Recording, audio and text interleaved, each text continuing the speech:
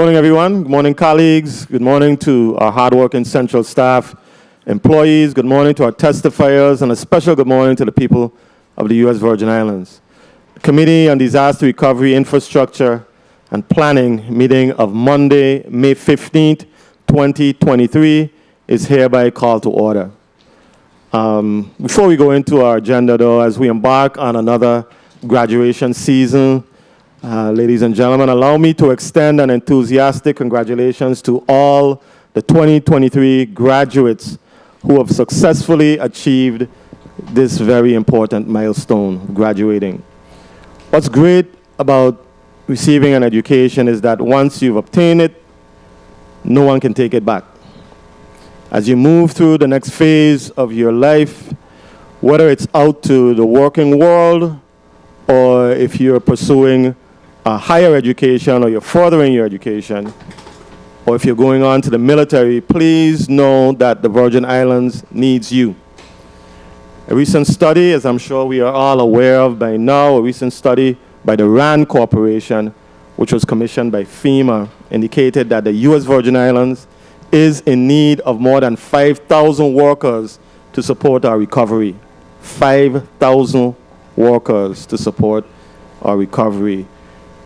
I urge you, new graduates from UVI, from Charlotte Amalia High School, from the various schools in the territory, please contact the Division of Personnel and apply for those vacant positions. And remember, great things happen when you move beyond your comfort zones. Colleagues, today marks the second meeting of the Committee on Disaster Recovery, Infrastructure, and Planning. Our recovery from the hurricanes of 2017 has been a very complicated and grueling one, certainly with many moving parts.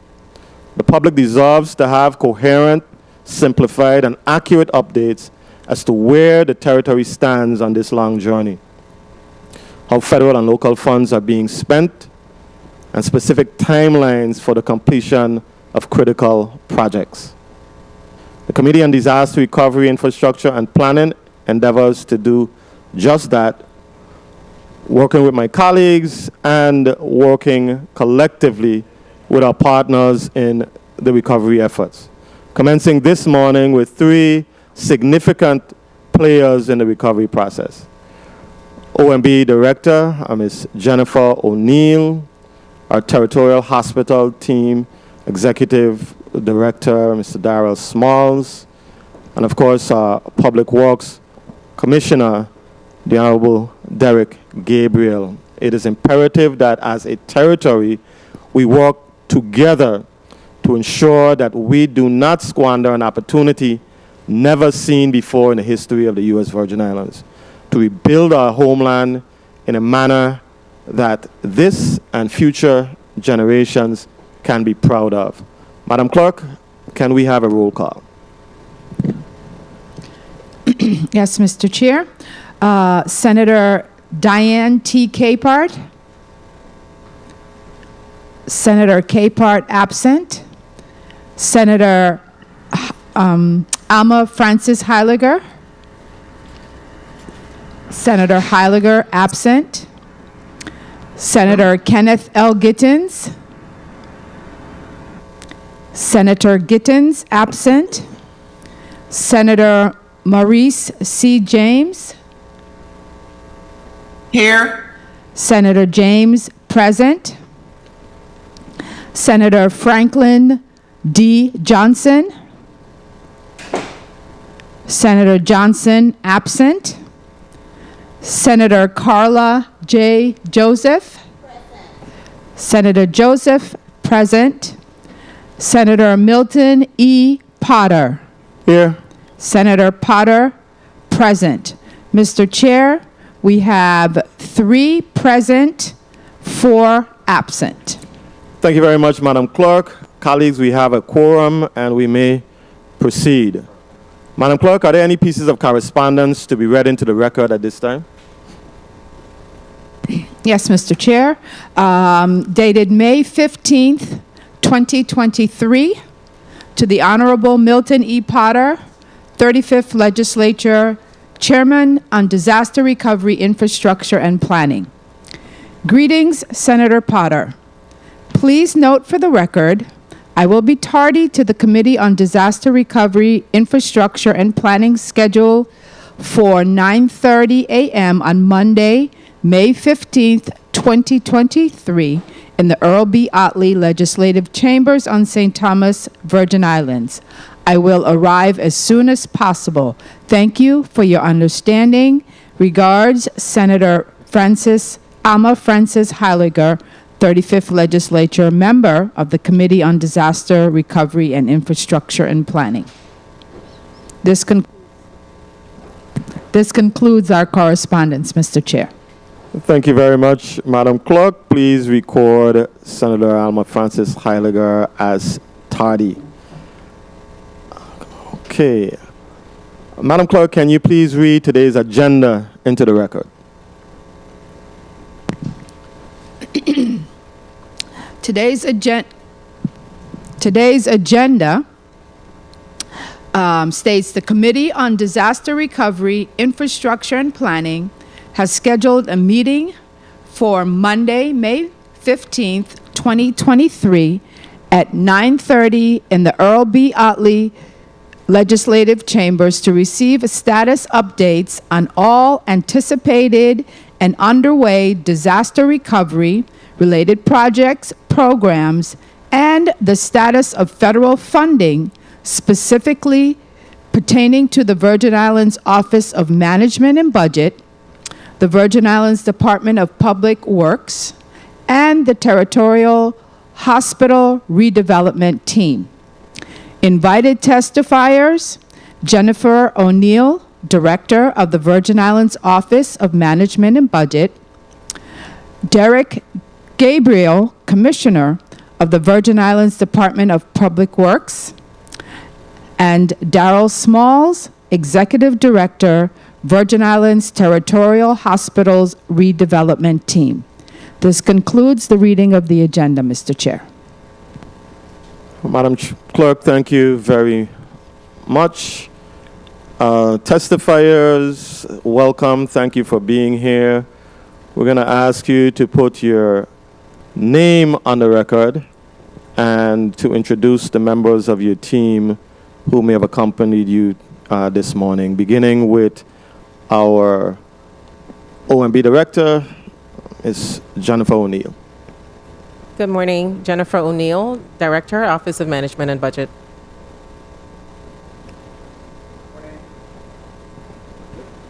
Testing. Good morning, Derek Gabriel, Commissioner for the Department of Public Works. I also have with me Mr. Jomo McLean, our Program Manager for the Office of Highway Engineering, Mr. Ruben Jennings, our Assistant Commissioner for the St. Thomas St. John District, and in St. Croix we have Mrs. Tawana Nicholas, our Chief Engineer for the territory. All right, welcome. Mr. Smalls. Morning. Good morning, Senator. Darrell Smalls, Executive Director of the Territorial Hospital Redevelopment Team. All right. Morning. Thank you. Director O'Neill, you may proceed with your testimony. Thank you, Senator Potter. Good day, Chairman Milton Potter, members of the Committee on Disaster Recovery, Infrastructure, and Planning, other senators of the 35th Legislature of the U.S. Virgin Islands, and members of the listening and viewing audience. I am Jennifer O'Neill, Director of the Office of Management and Budget, and I appear before you pursuant to your invitation to provide an update with respect to the status of the territory's disaster recovery efforts, to include updates on all federal funds, i.e. ARPA, CARES Act 1 and 2, Inflation Reduction Act, and the Infrastructure Investment and Jobs Act. Relative to your request, this testimony will provide responses to the funding that has been awarded, allocated, and expended, and will also detail what funds are remaining. Specifically, the items being addressed per your invitation are as follows. The Coronavirus Preparedness and Response Supplemental Appropriations Act. This is an act of Congress enacted on March 6, 2020. The legislation provided emergency supplemental appropriations of $8.3 billion in fiscal year 2020 to combat the spread of coronavirus disease, or COVID-19, and counter the COVID-19 pandemic. The territory was awarded $6,206,237 to the Department of Health from this act. Of this sum, the Department of Health appears to have expended all.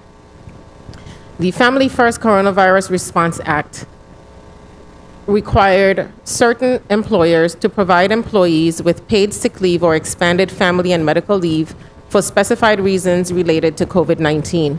These provisions were applicable from the effective date through December 31st, 2020. The territory was awarded $20,723,201 from this act, $20,474,005 to the Department of Human Services, and $249,196 to the Department of Education.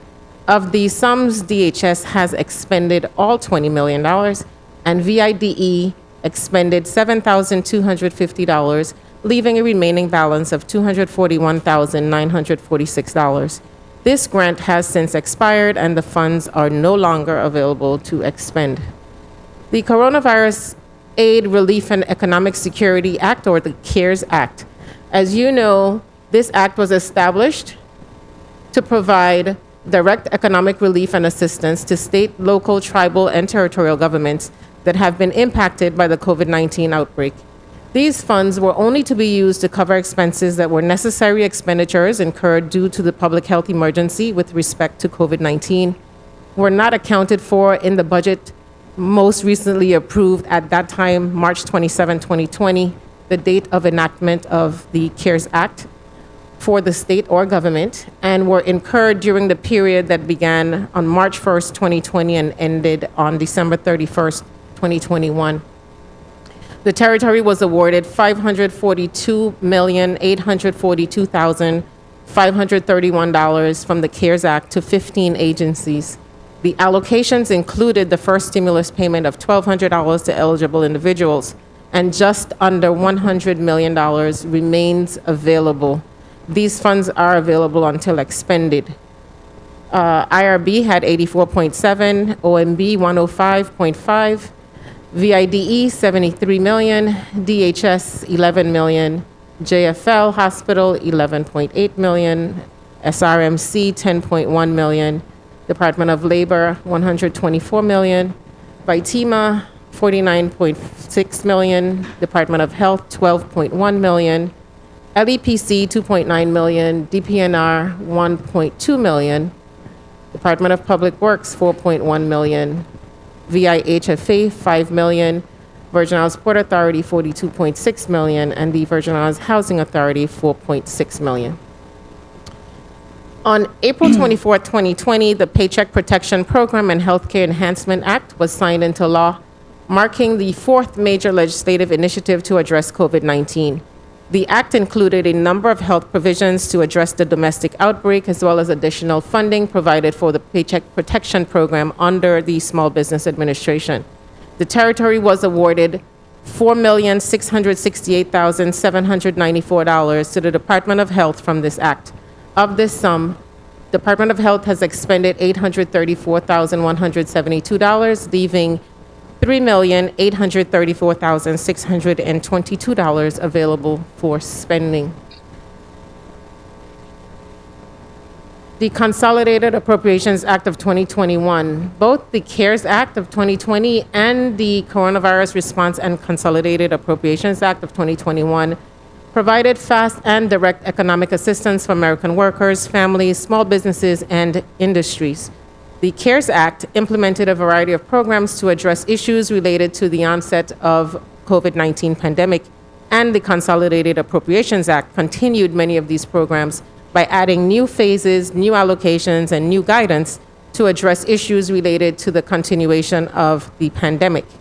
The Consolidated Appropriations Act was passed by Congress on December 21st, 2020, and signed into law on December 27th, 2020. The territory was awarded $50,606,003 to 4 agencies from this act. The allocations are as follows and includes the second stimulus payment of $600 to eligible individuals. The Bureau of Internal Revenue, $46 million, Department of Health, $3.5 million, VIDE, $951,000, and the Virgin Islands Port Authority, $126,000.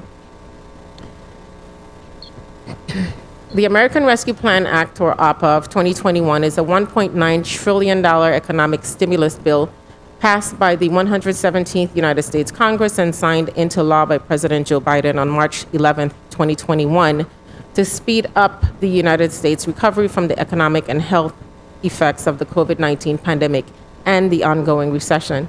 First proposed on January 14, 2021, the package built upon many of the measures in the CARES Act from March 2020 and in the Consolidated Appropriations Act 2021. The act included issuance of $1,400 in direct stimulus payments to individuals. The U.S. Virgin Islands was advanced $108.7 million to cover the estimated costs of the stimulus payments. The American Rescue Plan Act included provisions for the administration of the coronavirus state and local fiscal recovery funds. The Virgin Islands is the recipient of $547,176,884 through this provision of the statute. Those funds provide a substantial infusion of resources to support urgent response efforts to decrease the spread of the virus and bring the pandemic under control. It addressed the economic fallout and laid the foundation for a strong and equitable recovery. Funding for the state and local fiscal recovery funds is subject to the requirements specified in the final rule adopted by Treasury on April 1st, 2022. As things stand today, the final rule identifies 5 categories of eligible uses: responding to the public health emergency with respect to COVID-19, responding to the negative economic impacts with respect to COVID-19, providing premium pay to eligible workers performing essential work during the COVID-19 public health emergency.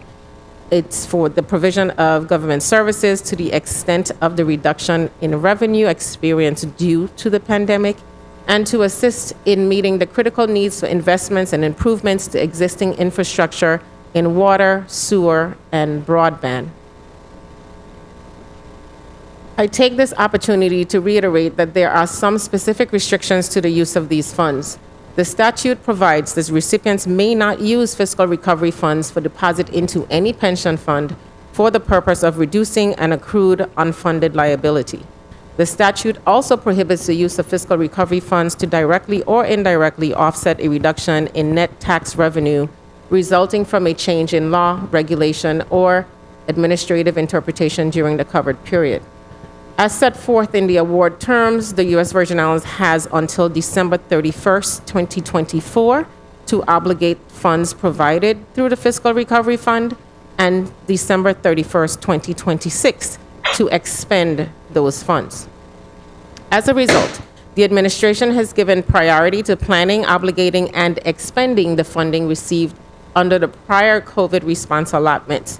A considerable portion of the fiscal recovery funding has been earmarked for infrastructure investments that address our aging water and sewer systems, as we are particularly concerned about water and sewer disaster projects that have been denied or delayed through the FEMA and HUD processes.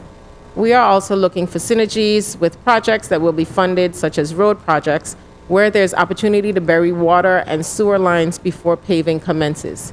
To date, the territory has been awarded $740,438,447 from the American Rescue Plan Act.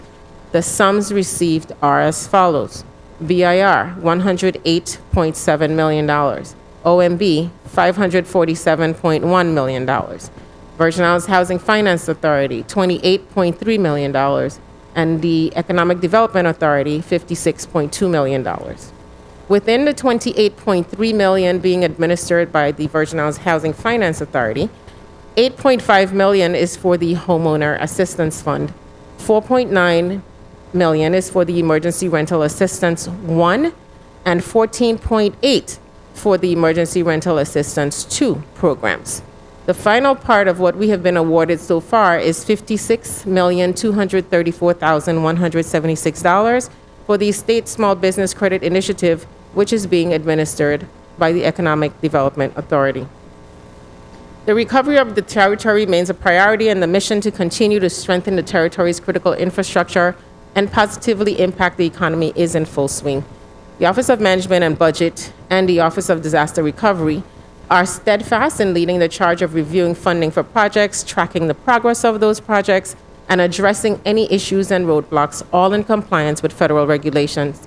In 2022, approximately 35 large recovery projects were completed, including Vitima's tsunami warning system, the installation of brand-new playground equipment at Head Start facilities territory-wide, and the restoration of recreational facilities at Fort Frederick Beach in Frederiksted.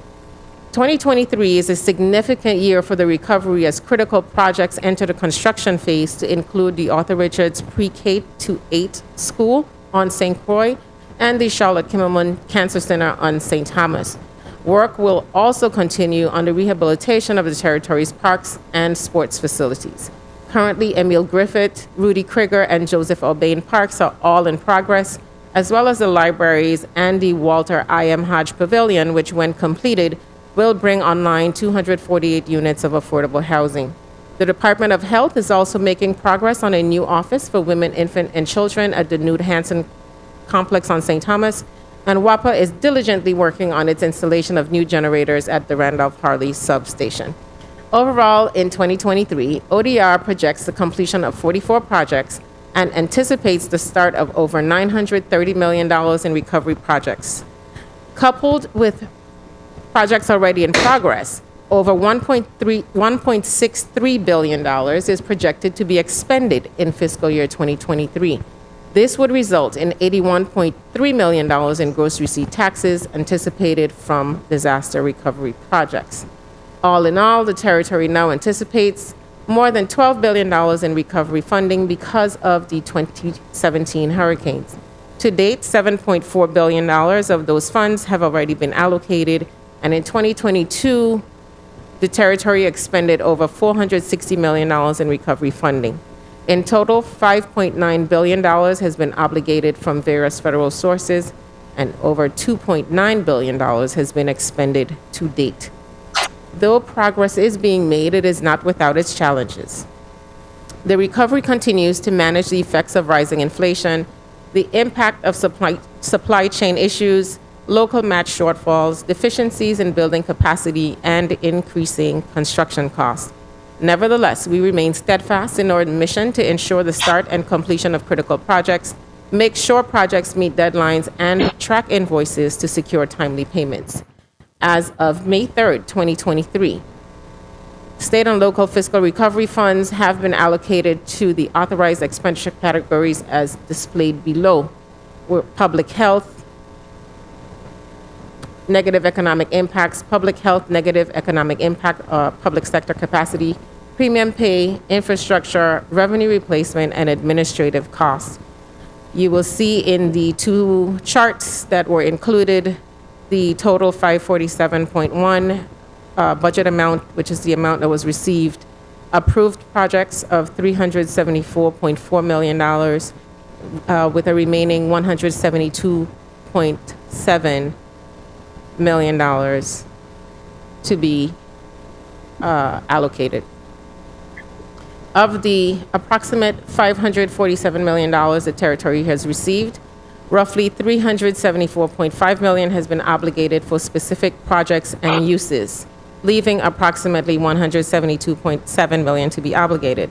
The obligated amount equates to approved projects totaling $374.5 in different areas, and of that sum, we have disbursed $271.6 million, leaving a balance of just under $103 million to be disbursed for those approved projects. This body will appreciate that the approved and disbursed amounts continue to change every week, actually every day, as new projects come online and payments are made. Some key projects that are in the pipeline to be approved are a number of waterline expansion and sewer projects that will significantly enhance what is currently in place by WAPA and the Virgin Islands Waste Management Authority. However, we are ever cognizant of our timelines and will ensure that all projects are in fact obligated by the December 31st, 2024 deadline, and that we expend all $547 million by December 31st, 2026. Relative to the Infrastructure Investment and Jobs Act, or the IIJA, You will note that to date, $148.3 million in bipartisan infrastructure law funding has been announced for the U.S. Virgin Islands, with over 9 specific projects identified for funding. Since the law passed, $55.9 million has been announced for transportation and roughly $32 million for clean water infrastructure projects in the USVI. And as of today, more than 4,000 households across the territory are receiving affordable high-speed internet.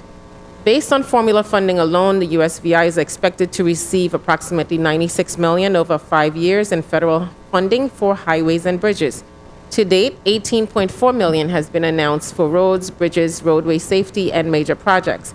This includes $18.4 million in highway formula funding for bridges in 22 and 23, and $25 million through the RAISE program in 22 and 23.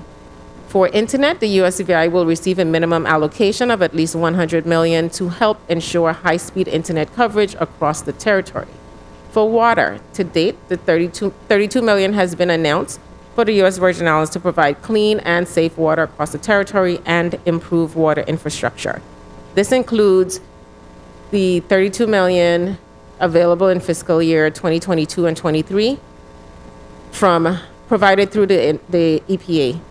Of this funding, $13.6 million is dedicated to lead pipe and service line replacement, with another $8.6 million for safe drinking water investments that can also support lead pipe replacement in fiscal year 22 and 23. Additionally, on April 4th, 2023, the USVI was awarded an additional $45.5 million through the Drinking Water State Revolving Fund to upgrade drinking water treatment systems, which is imperative for healthy communities. For public transit, based on formula funding, the USVI would expect to receive approximately $17 million over 5 years under the IIJA to improve public transit across the territory. To date, the Virgin Islands has been allocated $3.4 million to improve public transportation options across the territory. Clean energy and power. Power outages cost the U.S. economy more than $70 billion annually. To date, approximately $6.9 million has been allocated to the U.S. Virgin Islands for clean energy, energy efficiency, and power. This includes $1.7 million for weatherization, $1.6 million through the Energy Efficiency and Conservation Block Grant Program, and $1.1 million to prevent outages and make the power grid more resilient. Additional grid funding will be made available in the coming months. For the airports, the IIJA invests $25 billion in airports to replace and modernize airport infrastructure. To date, we have received approximately $6 million for airports. For ports and waterways, like the airports, our ports and waterways are in need of repair and investment. To date, we have received roughly $45.5 million for ports and waterways. Resilience. Millions of Americans feel the effects of climate change and extreme weather every day. More frequent hurricanes, wildfires, heat waves, floods, unprecedented power outages, and persistent droughts devastate our communities and threaten our infrastructure. To date, approximately $53.6 million has been allocated to the USVI for infrastructure resilience, including $52.2 million through the Army Corps of Engineers for flood mitigation. Additionally, on April 21st, 2023, Vice President Harris announced that the Department of Commerce has recommended $14.3 million for projects across the USVI to make communities and the economy more resilient to climate change as part of the Investing in America agenda. They include $6.9 million for the USVI Coral Restoration Foundation, $6.6 million for the Nature Conservancy, and $878,000 for the Virgin Islands Department of Planning and Natural Resources. Finally, the Inflation Reduction Act, which is touted as the most significant legislation in U.S. history to tackle the climate crisis and strengthen American energy security, is designed to lower energy costs for households and businesses, create jobs for American workers, and deliver a clean, secure, and healthy future for our children and grandchildren. The savings, jobs, and other benefits provided by this legislation will reach communities across the U.S. Virgin Islands. Among other things, it will lower prescription drug costs and cap the maximum out-of-pocket costs that seniors will have to pay and lower energy costs to make it more affordable for families in the USVI to purchase energy-efficient appliances when they need to, make repairs around their homes, and save money on their utility bills each month, including through rebates covering 50 to 100% of the cost for low and moderate income households to install new electric appliances. With all of this, Mr. Chair, you can imagine that there is much work to be done across many fronts, including keeping track of all the funding awarded and ensuring timely spending. I hope that my testimony has brought some clarity to the status of the recovery projects within the territory and the associated funding received. This concludes my testimony, and I remain available to respond to questions. Thank you. Thank you very much, Director O'Neill, for your very extensive and very thorough presentation. Commissioner Gabriel, you may proceed with your presentation. Hey, good morning, Mr. Chair. Good morning, Mr. Chair. Senator Johnson, just letting you know I'm on. So noted, Senator. Thank you. Thank you. Good morning. Good morning to all. Good morning, Senator Milton Potter, Chairperson of the Committee on Disaster Recovery and Infrastructure, committee members, all other senators in attendance today, as well as those in the listening and viewing audience. I am Derek Gabriel, Commissioner of the Department of Public Works. With me today are Assistant Commissioner Ruben Jennings, Chief Engineer Tawana Nicholas, and Highway Program Manager Jomo McLean. Thank you for the opportunity to provide updates to this committee, specifically on the department's disaster recovery projects across the territory. FEMA-funded projects.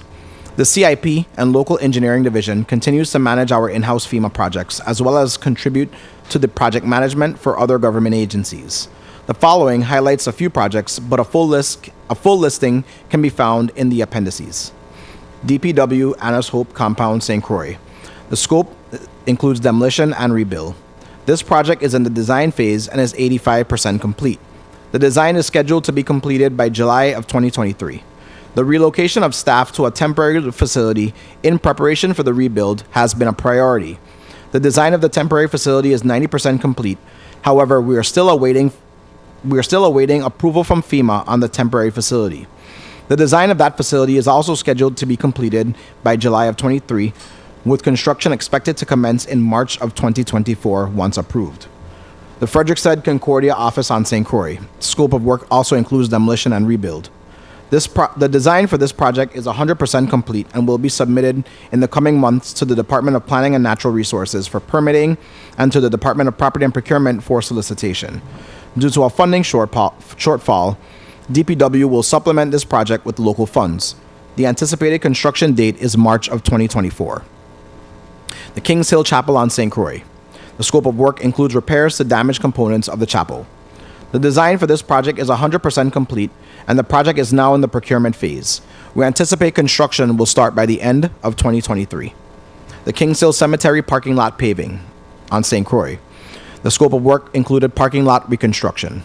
This project was completed in August of 2022 at a cost of $630,124.50. The parking lot is now being used by the community. Williams Delight on St. Croix. Scope of work includes road reconstruction and drainage mitigation. The design for this project is 100% complete. Some roads included in this project are currently under appeal with FEMA. Due to a severe funding shortfall caused by the areas under appeal, DPW is working on a plan to supplement this project with funding from other phases or to phase the project to allow for some road reconstruction and repairs to begin. The Mount Pleasant East Road repairs on St. Croix. Scope of work includes road reconstruction and drainage mitigation. The design for this project is 100% complete, and the final construction documents are now being reviewed. We expect to submit these documents to Property and Procurement for bid solicitation in June of 2023, and we anticipate construction will start by the end of 2023. Frenchman's Bay, Botany Bay, Perseverance Bay, and Red Hook Bay watershed on St. Thomas. Scope of work includes road reconstruction, drainage mitigation, retaining wall construction, and embankment replacement. Construction on this project started in July of 2022 and is approximately 50% complete. Sites included in this project are Botany Bay 1 and 2, Frenchman's Bay, and Cabrera Point. Water Island watershed on St. Thomas. The scope of work includes road reconstruction and drainage mitigation. Construction on this project began in September of 2022 and is approximately 90% complete. We also expect this project to be completed by July of 2023. Sites included are Honeymoon Beach, Overdown Road, Flamingo Road, and Providence Hill.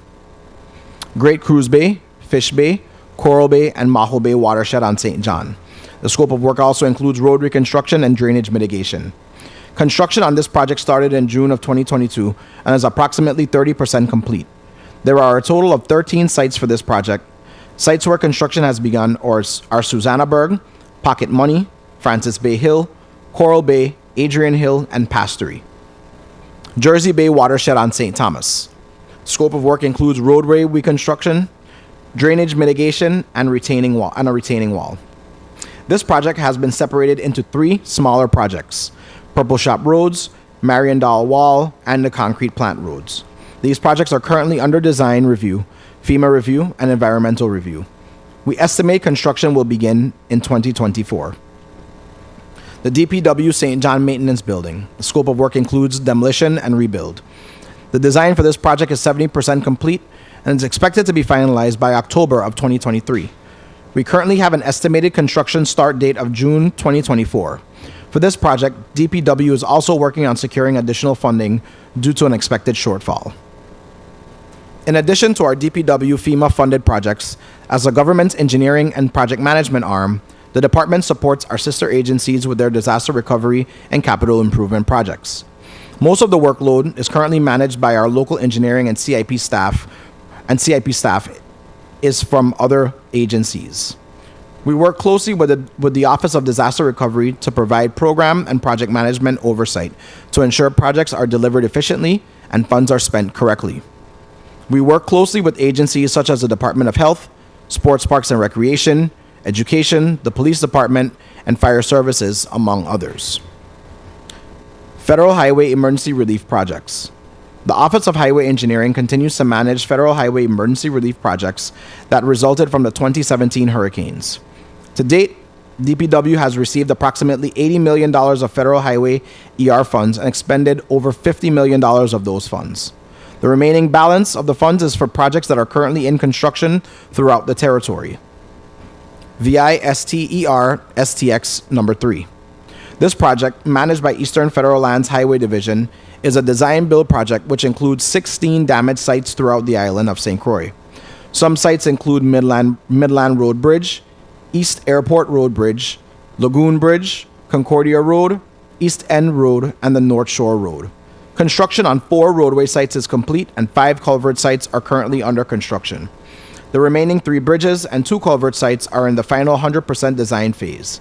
CZM permits have been approved for those 5 sites. It is expected that all construction work on this project will be completed by December of 2024 if there are no further delays or setbacks. The final walkthrough for completed sites: Route 732, Windsor Road, Route 763, Route 765, Rainforest Road, and the end of Route 66 on Melvin Evans Highway intersection was completed on March 7, 2023. A public informational meeting was held in April of 23 for the Altona Lagoon Bridge, and it is anticipated mobilization on that segment will begin this summer. Permanent traffic signs for St. Croix. This project is slated to install new traffic and regulatory signs throughout the island of St. Croix. The selected contractor, Celestine Construction, has installed new signage throughout the island and remains at 75% complete. The contractor is in the process of ordering additional signs, including street name signs for several federal routes. There have been numerous delays due to supply chain issues and contractual issues. A shipment of signs has been received, however, the contractor is awaiting delivery of signposts. A supplemental contract is currently being processed for this project. VISTER STT 004. Managed by Eastern Federal Lands Highway Division, this was a design-build project which included 13 damaged sites throughout St. Thomas. All sites in St. Thomas are complete, and final inspections were performed in April of 2023. Some of the sites included Route 335 Upper Lindbergh Bay, Route 30 Black Point Hill, Route 333 in the vicinity of Dorothea Fire Station, and Route 42 Mondal Road, Route 33 Shibui, Route 334 Upper Crown Mountain, Route 37 Hull Bay, and Route 38 Weymouth Reimer Highway. Permanent traffic signs for St. Thomas St. John. This project also aimed to install new traffic signs throughout the district of St. Thomas St. John. The selected contractor, Custom Builders, has completed the installation of all new signage throughout the Island District.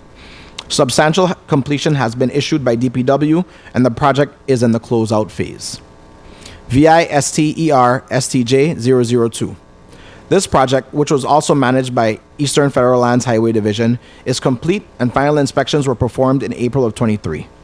It included 5 damaged sites throughout St. John, including Route 104 near Starfish Market, Route 107 Coral Bay, Route 108 Bordeaux Mountain Road, and Route 1041 in Fish Bay. Thank you for the opportunity to give an update today. My team and I are ready to answer any questions you may have.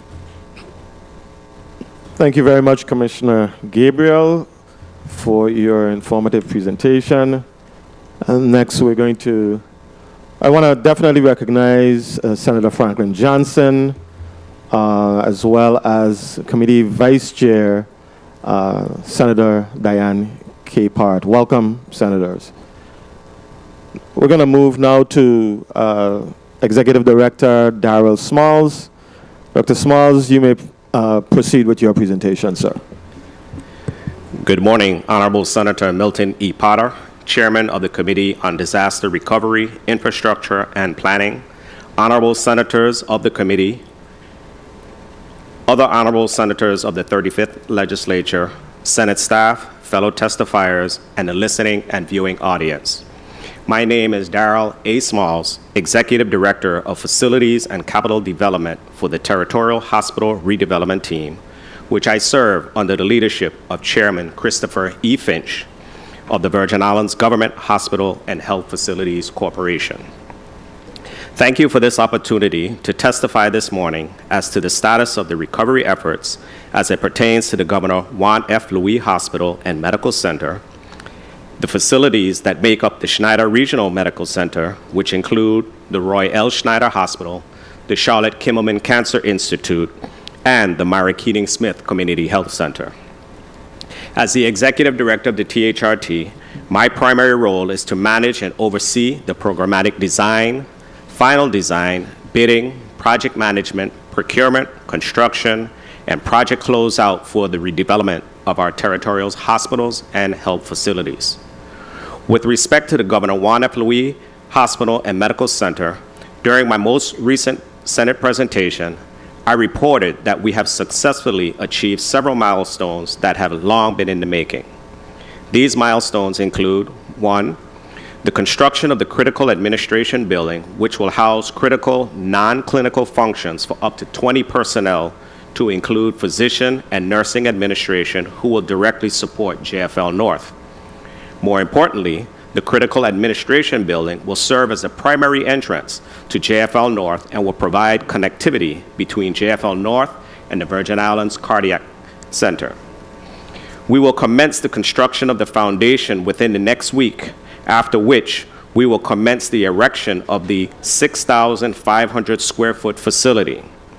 The building, which is already in production, and the long lead component, the elevator, has also been released for fabrication. The building is scheduled to be completed and ready for occupancy by October 2023. The development and construction of the 5-acre lease lot to the east of JFL North will provide space for the much-needed parking that is required to support the operations of the interim hospital facility as well as for visitors. This 5-acre lot will also house a 10,000 square foot building that will provide relatively close access for medical records, materials management, and facilities maintenance. Our construction plans and specifications are 100% completed, and the project will be public advertised during the month of May 2023. Construction is slated to be completed by the second quarter of 2024. Thirdly, and proceeding concurrently with the 2 previous projects, is the transition of the remaining non-clinical personnel that remain within JFL North to our leased off-site facility. The retrofitting of this facility has commenced and will be ready for occupancy by September of 2023. This off-site facility will house all non-clinical support functions such as the executive leadership team, human resources, the business office, medical records, IT, and will provide for the major bulk storage to support materials management and nutritional services, along with other critical hospital supplies. The most significant milestone to date on the island of St. Croix is the permanent replacement of Governor Juan F. Louis Hospital.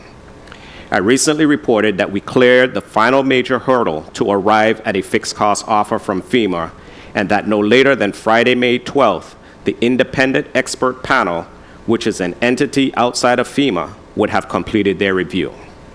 I am pleased to report that the IAP completed their review on Thursday, May 4th, after which I approved to proceed to the large project notification process, which can take up to 45 days, after which we will receive notification that the project has been obligated. And yes, I am counting the days, which means by Monday, June 19th, 2023, we should receive the formal fixed cost offer. Since this is considered a mega project, or one greater than $25 million, there are several reviewers who must review the overall project in great detail. As this is a large project, Congress will be involved, as they too must approve the funding for this most important project.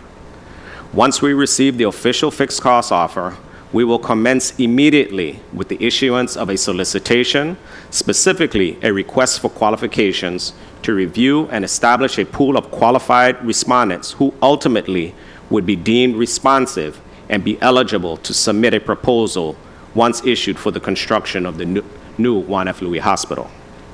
Last, but certainly not least, are the renovations that are required within the VICC.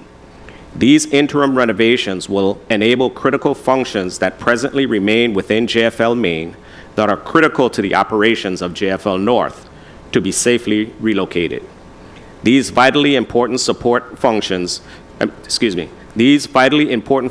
support direct patient care, which were not integrated into the JFL North facility, yet are essential to the provision of care such as outpatient radiology services, interim JFL inpatient, outpatient access, outpatient phlebotomy, physical therapy, and outpatient diagnostic cardiology services, just to name a few. With respect to the Schneider Regional Medical Center, we have successfully achieved several key milestones that also have been long in the making. These milestones include: 1, the selective demolition phase of the Charlotte Kimmelman Cancer Institute, which was severely impacted by Hurricane Irma and Hurricane Maria, has been successfully completed. I am happy to report that the THRT recently issued the public solicitation as of the week of April 17th for the services of a responsive contractor who, once selected, will ultimately reconstruct the damaged facility. A mandatory walkthrough for contractors is scheduled for tomorrow, May 16th, and Wednesday, May 17th. Our objective is to issue a notice to proceed for the construction to commence no later than September of 2023. The target completion date that would coincide with a September N2P for this critically needed cancer institute is December of 2024. With respect to the Myra Keating Community Health Center, we have cleared the final hurdle to arrive at a fixed cost offer from FEMA. Originally, we anticipated by Friday, May 12th, the independent expert panel would have completed their review. I am pleased to report that the IAP completed their review on Wednesday, May 3rd, after which I approved to proceed to the large project notification process, which also can take up to 45 days. Thereafter, we will receive notification that the project has been obligated. Once again, I am counting the days, which means by Monday, June 19, 2023, we should receive the formal fixed cost offer. Similarly, this is considered a mega project or one greater than $25 million. As such, several reviewers must review the overall project in detail, as well as Congress, as they too must approve the funding for this most important project.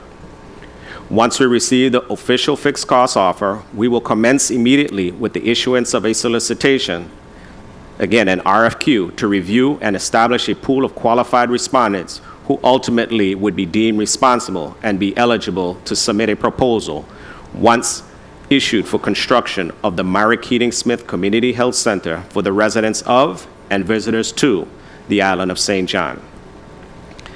The final and most significant project to be obligated is the Roy L. Schneider Hospital.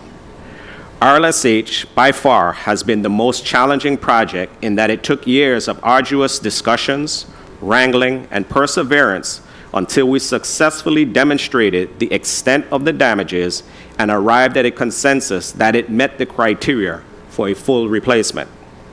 Currently, working collaboratively with our consultant, Whit O'Brien, along with FEMA, the THRT has remained insistent that we arrive at an amicable decision as it pertains to the captured elements of the total damages incurred and their respective costs.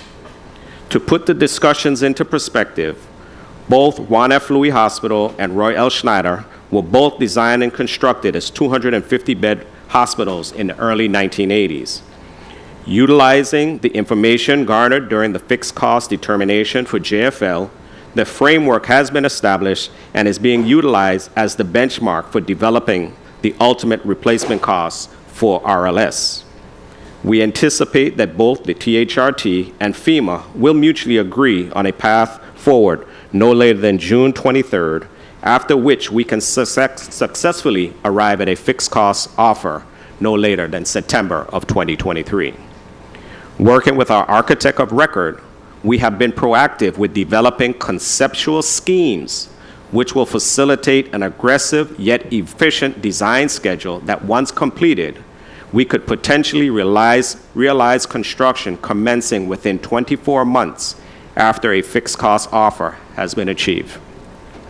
My team and I, along with FEMA and the Office of Disaster Recovery, have remained and will continue to remain vigilant and steadfast throughout this entire process. Similarly, the THRT, along with the Territorial Board and the Executive Leadership Team, has forged a transparent and collaborative working relationship to bring to the forefront and address all issues that may arise. As with any construction-related projects, we have encountered numerous roadblocks. However, my team and I have continued to work tirelessly and creatively to obtain the required outcomes needed to successfully meet our objectives. While there is much more work to be accomplished, I am confident that together we will be stronger, provided we work collectively towards one objective, and that is to construct the most efficient, standardized, resilient, sustainable, state-of-the-art healthcare facilities for the people of the Virgin Islands. As I conclude my presentation, I want to personally thank Ms. Kristen A. Hodge, Recovery Director here in the Virgin Islands, for her continued support of our hospitals, and Mrs. Adrienne Williams-Octolin of the Office of Disaster Recovery for her unwavering support as the liaison between the hospitals and FEMA. Equally important, I want to give thanks to the Territorial Board, the executive leadership teams of the Juan F. Louis Hospital and the Schneider Regional Medical Center for their support to the Territorial Hospital Redevelopment Team, and to the consummate professionals of the Territorial Hospital Redevelopment Team. This concludes my presentation. I will remain available to answer any questions at the appropriate time. Thank you very much, Executive Director Smalls, for your very informative testimony today. Colleagues, we will proceed with a 7-minute round. We would like to first recognize non-committee member Senator Ray Fonseca. Welcome, Senator. Good morning. And I understand that today is a colleague's birthday, Senator Diane Capehart. Is it? Is that true, Senator? Good morning. Good morning. That is very true. Okay, I was tempted to sing happy birthday for you, but I'll spare the listening audience that. But happy birthday to you. Thank you, Senator. Okay, we're going to start with us. This is the first job I ever come to work on my birthday. I just ought to let it come. That shows your commitment to the people of the Virgin Islands. That will not go unnoticed, Senator. Okay, Thank you, Senator. awesome. We're going to start our round of questioning. Well, my first question is to Director O'Neill, and I wanted to ask you outlined a myriad of programs and federal funding sources. I just wanted to know, do you have the sufficient manpower, the financial team to adequately manage, the myriad of, financial programs that you spoke about this morning? Senator, that's a loaded question because I will say no, but we're doing it, right? And we're doing it in collaboration with ODR. So we are working really closely together and pooling our resources to make sure that we can continue to track. We do have some challenges. We have some things we have to go back and go into the system to verify and validate, Right. Which takes some time because we do ask the departments to provide the reports. But, we want to validate as well. So we go back in, periodically and do some validation. It does take some time. We do have some challenges, like I said, with staffing, but we're making it work. Overall, with regards to this recovery process, I just wanted to get your opinion. What actions can we as a territory, in collaboration with the federal agencies, take to improve the recovery process in general? Honestly, I think when we first started, there was a lot of help that was needed, and the respective federal agencies provided a lot of guidance. Treasury and HUD, et cetera, they gave us a lot of guidance. They asked if we needed people. They made people available to us to answer questions. So we got that support. Okay. Now we are a couple years in, and we have a much better understanding of what to do and what not to do. And I think we're managing with we need some people. Right. Of course, I'm gonna never say we don't need additional people. We do need some additional people, but We're we're gonna managing. keep pushing. Yeah, to your point from earlier, with the students who just graduated, please apply for the next cohort of GVI fellows. We need you to come into that program. And my first group is graduating the end of September, and they will be full-time permanent employees in whichever department they choose. We will have another cohort, so these recent graduates coming out of UVI, please submit your applications. It's going to be available in the next few weeks through the Division of Personnel. Please. When does the new cohort start It for will- the financial? The ideal start would be that first pay period beginning in October. Okay. Once the new fiscal year begins, that's when we try to begin. So it'll be somewhere between October and November is when we will have them, we would like to have them start. Okay. So we just hang tight, submit applications, get them in quickly. You can start to reach out to any of us. Of course, we've expanded the program.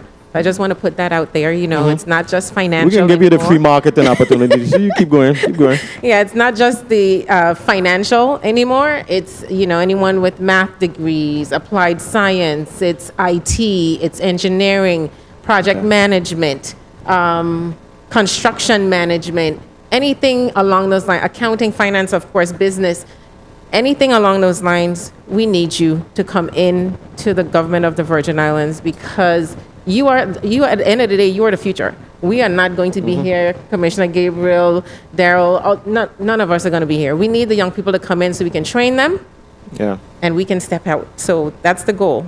Get them moving and be employed and gainfully employed where they are learning. Public service is, you have to be dedicated. We all need public service because that's where the people in the territory get their resources. We need to have that, have them submit their application. So just to put that out there, and thank you for the time. Sure, sure. I mean, I got to say that I have been impressed from what I've seen so far with the quality and the caliber of the young people who have gone through your program. I don't know if it speaks to the quality of the program or if it's the motivation of these young people or a combination of both. But I definitely like what I've seen so far I definitely encourage our young people who have the capacity and the motivation and the right attitude to explore participating in this program. Absolutely. So kudos to you for coming up with a concept of this program, you and your colleagues in the executive branch. Thank you. We're going to move forward with the first senator here. Before we do that, I want to recognize my colleague from Frederiksted, Senator Kenny Gittins. Senator, welcome. Senator Joseph, you're recognized for your 7 minutes. A pleasant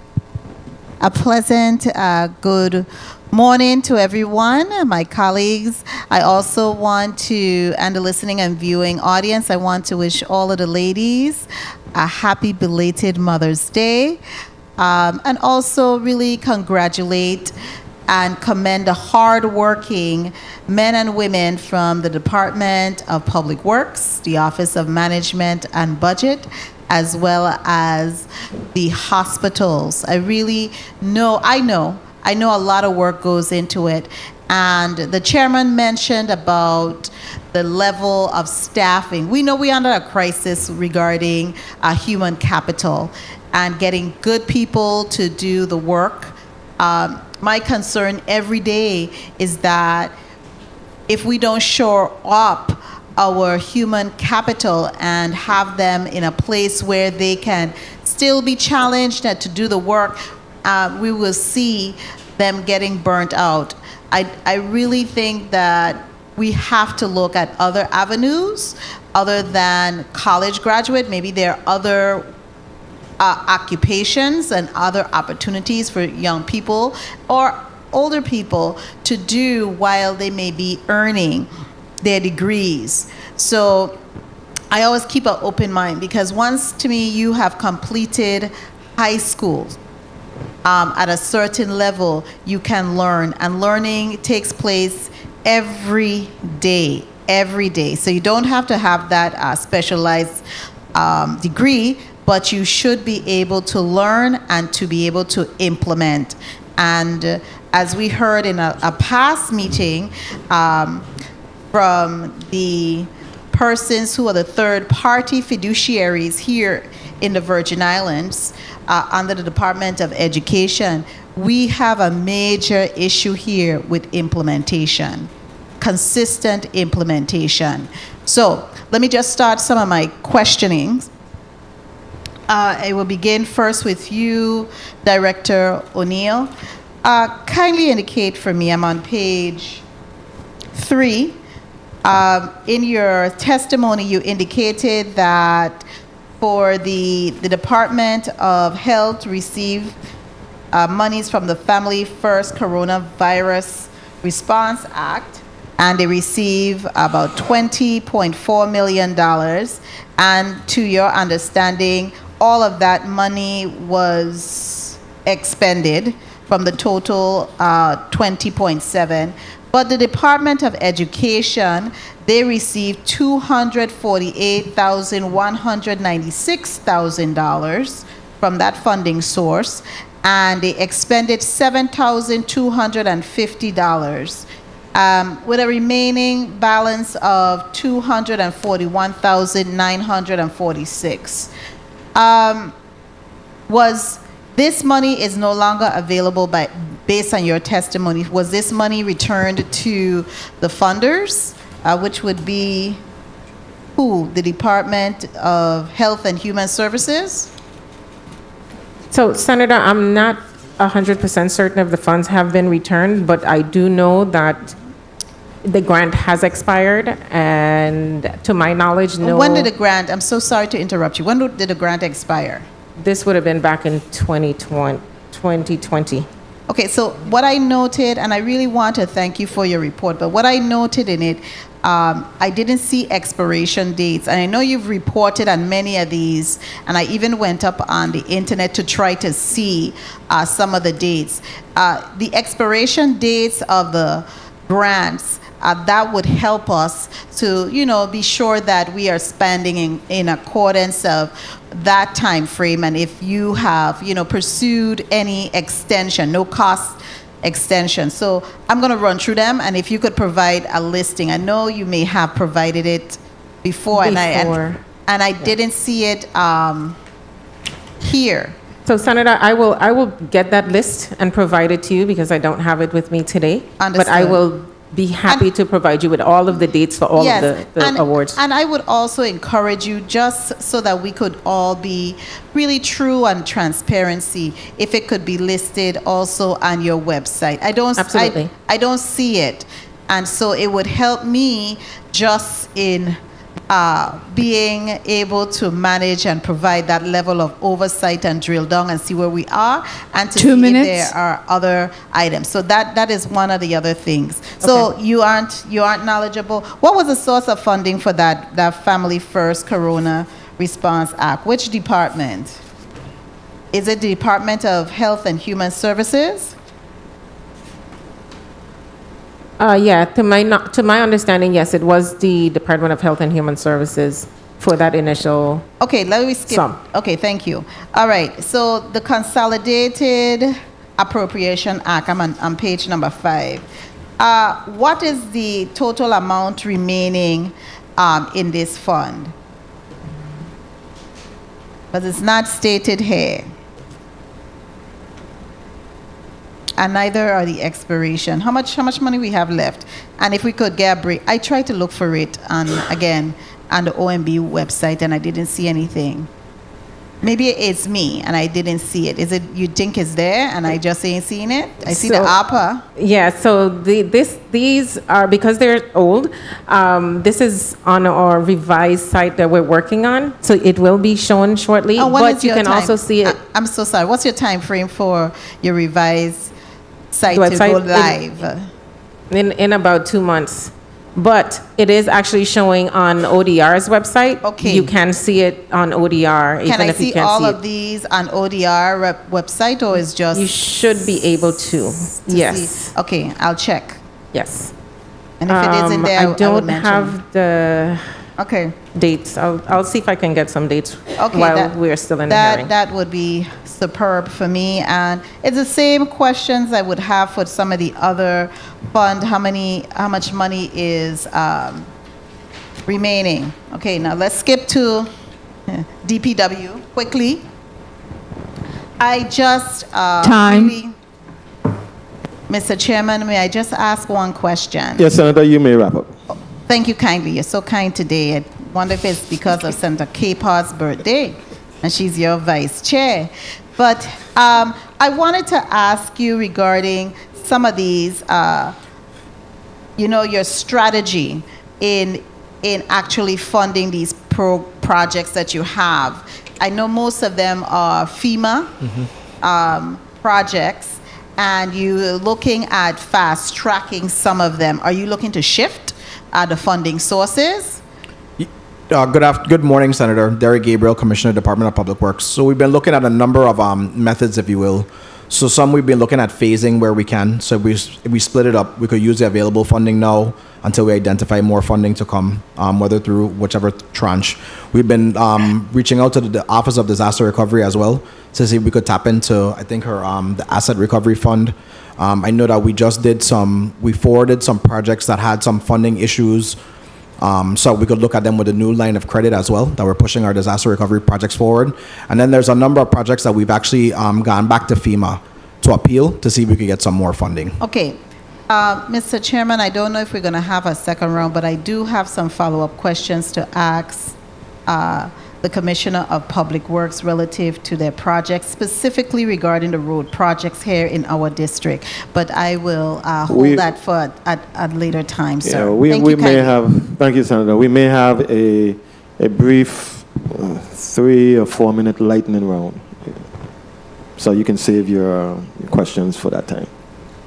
Okay? Thank you very much, Senator. Next up, Senator Maurice James. Senator James, you may proceed with your 7 minutes.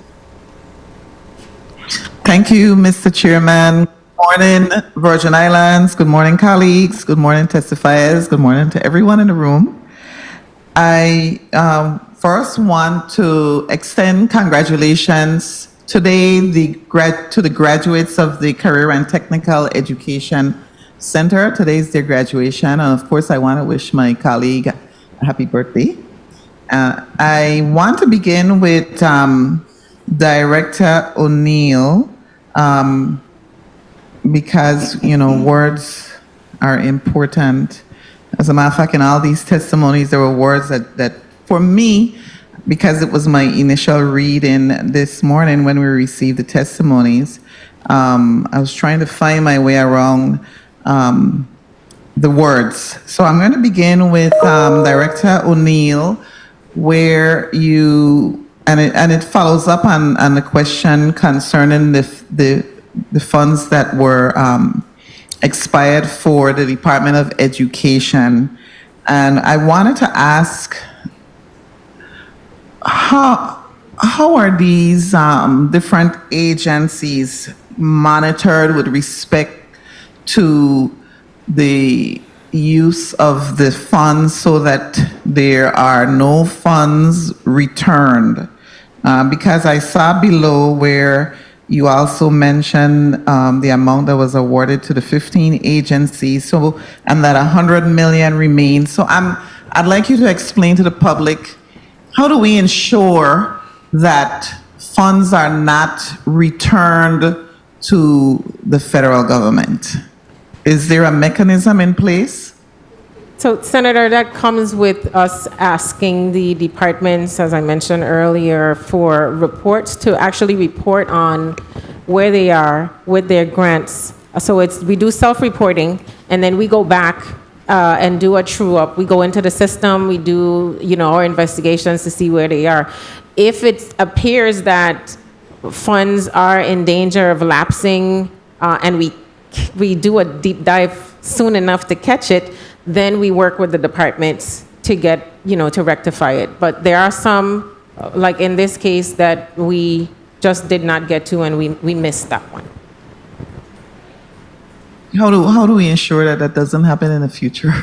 Well, we're trying to do it differently now. Of course, this was when the pandemic started, and there were a lot of things that were in flux. Now we have a much better process, and we are doing not just listening or waiting for the departments to submit their reports. The departments, in order to spend, of course, they have to send those budgets to OMB to be put on the system. So we are having the Federal Grants Management Unit work with the departments and ODR to look at where we are with the spending and trying to head these things off because of the more frequent monitoring that we're doing. Thank you. I also wanted to ask, what jumped out at me on page 8 was where you said that we are particularly concerned about water and sewer disaster projects that have been denied or delayed through the FEMA and HUD processes. Can you explain a little more on that for me about what's going on with projects being denied or delayed through those FEMA and HUD processes? I'll ask Commissioner Gabriel to chime in here on that part. Thank you. Senator, good morning. Derek Gabriel, Commissioner, Department of Public Works. So I can speak to on the wastewater side. I know that we recently asked FEMA to give us like a $30 million advance so that we could push the design forward on a lot of their projects. If you recall, I think it was late last year, in the last quarter of last year is when they got the approval for prudent replacement just for the island of St. Croix. So we have asked for an advance, not a cash advance, but an advance of $30 million to push that design forward. A lot of the delay that we're seeing is really on the design front, and we are trying to do some utility coordination as well. I know we've been talking to FEMA to ensure that we are avoiding duplication of benefits, and we are also trying to pull out some, I think I spoke to this last time, we're trying to remove that paving piece so that we, Public Works, can manage that on behalf of all of the utility partners. I'm glad we're going to segue into you then on Department of Public Works. Sure. I had a few other questions for Director O'Neill, but I do want to move forward. I noticed that when it came to 2 minutes. FHWA emergency relief projects, the ER projects. And as you know, I'm a Crucian St. Croix senator. So I wanted to ask this. I noticed that for some reason, you're able to get through the projects on St. Thomas in terms of getting them completed, which is great. But I wanted to know what accounts for St. Croix projects more or less being in design phases a long time. What's going on? Yeah, that's a really good And question. I noticed too that a lot of your, there's a lot of design complete. When I look through it, it's like design. Does design just take longer? Is that it? Yeah, so for the site, the design is taking a lot longer, especially for the sites on St. Croix. A lot of them are, some of the sites that we listed are bridges, which does take a lot of input, not just from our local permitting agencies, but also Army Corps of Engineers, and that's a lengthy process. So the design has taken a lot long. The design and permitting phases have taken a lot longer than we anticipated, but I feel like we're finally pushing through the ceiling, and you should see construction moving. I know we had the public information town hall last month on the Altona Lagoon Bridge, which is a pretty important one for the community of St. Croix. And when you talk about bridges too, see, you leading me to another question. You know that bridge up by Canigata Ballpark, when you're going up to 7 Days Adventist School? Yes. Springot? Yes. What's going on with that? Because that seems to need work soon. Yeah, so that you are correct. We are hoping to see construction on that one. Yeah. Oh, wow. Jeez. We're expected to see construction on that one next year. I know we split the project to allow for that bridge to go first because it was one comprehensive project to include the rest of Spring Gut Road. So we split it up so that we could get that bridge repaired as soon as possible. We will do what we can. We're trying to work with our with the permitting agencies, especially on the federal side, to make sure that we get some approval soon and push that project forward. Thank you, Commissioner. Mr. Chairman, I'll wait for the next round. I'll pass because my time, I believe, has been called. It has Thank been. you. It has been. Thank you very much, Senator James. I wanted to ask you, what was that? Dr. O'Neill, you had a question?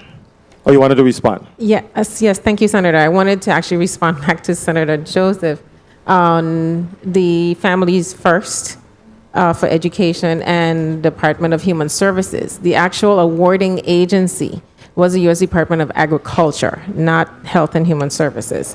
So it was agriculture. And yes, the Department of Human Services did expend their full amounts. That's right. It's human services. It was human services, not health. Okay. Thank you very much for that. Dr. O'Neill, are there any audits required for any of our pandemic funds? Absolutely, Senator. We're actually going through one right now on CARES Act. The Treasury, U.S. Department of Treasury's Office of Inspector General is reviewing the CARES Act monies that were received, the roughly $75 million that were received by the territory directly from Treasury. That is one audit that we are already going through. And there have been some additional ones that have begun from Department of Interior on some of their funding as well. Okay. And you're comfortable? You don't have any anxiety about these audits? You're comfortable that we've been... I am very our thing. comfortable. We have full documentation. So every all the pre-meetings that we've had and then all the follow-ups that we've had since everything that they've asked us to provide, we've been able to provide with no issues and clarified whatever questions they've had so far. So I don't foresee there being any issues, any clawbacks from the feds. Okay. Excellent. Senator Franklin, Senator Joseph, you're recognized for your point of inquiry. Thank you so much, Mr. Chairman. This question is just a follow-up to your question. When do you anticipate that the audit that is being conducted by the Department of the Inspector General's office is going to be completed? Which agency or department is the Inspector General being conducted? Is it Health and Human Services? No, Or the Senator, it's Treasury. The Treasury is, sorry. So when do you anticipate that audit will be concluded? That's a great question that I don't have an answer to. They're and still when- in their When did it start? It started earlier this year. And typically audits take a while, and it's not just the Virgin Islands. They have different teams. So I don't think it'll be concluded before probably the end of this year. Okay, and have you received any findings? You mentioned that anything that they asked you to explain, you have been able to explain to their satisfaction? That's correct. We have no findings at this point. They're still in their investigative stage.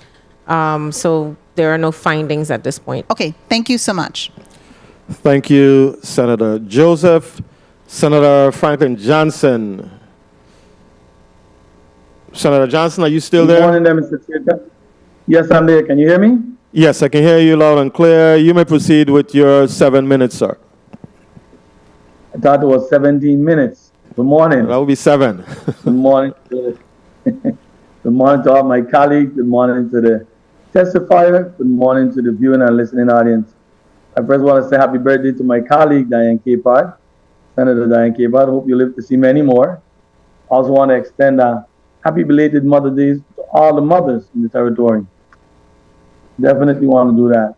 And then I would like to start out with just a simple question for Mr. Small. But before I even talk about Mr. Small, I want to say last week me and my mom been to St. Thomas. My mom had a surgery done. Procedure, everything went well. But I must say, and I said this to Mr. Small, but I must say it publicly too. The professionalism of the nursing staff, the doctors, everyone out in Roy Lester Snyder Hospital is untouchable to any other. The nurses, them was nice, courteous. Everybody treated my mom and me and the rest of the patients that I saw on the 4th floor with nothing but respect and timely service. I want to say thank you to all of those staff in the Roy Lester Snyder Hospital. Mr. Smalls, how are you doing this morning? Good morning, Hello? Senator. How are you doing? I'm fine, thanks. I might have missed, but I wanted for you to give me a little help. What's the status on the cardiac center here on St. Croix? The status? What did it receive some damages? And if it did, if I missed something, just help me out with that. Senator, could you repeat that? I missed that. The cardiac center in St. Croix, did it not receive some damages? And what's the status if it did, as far as us moving forward with getting it started up and fixed? All right, the Virgin Islands Cardiac Center did not receive any damages as a result of the hurricanes. Okay, so what's the status on that? Is it up to par? Is it lacking? And you might not know if there's some physician needed, but everything is intact with that piece of facility here in St. Croix? Unfortunately, Senator, I deal with the construction, not really involved in the administrative or the medical side of the facility. All right. Thank you very much. And again, I said thank you to those folks there. My line of question right now for now goes out.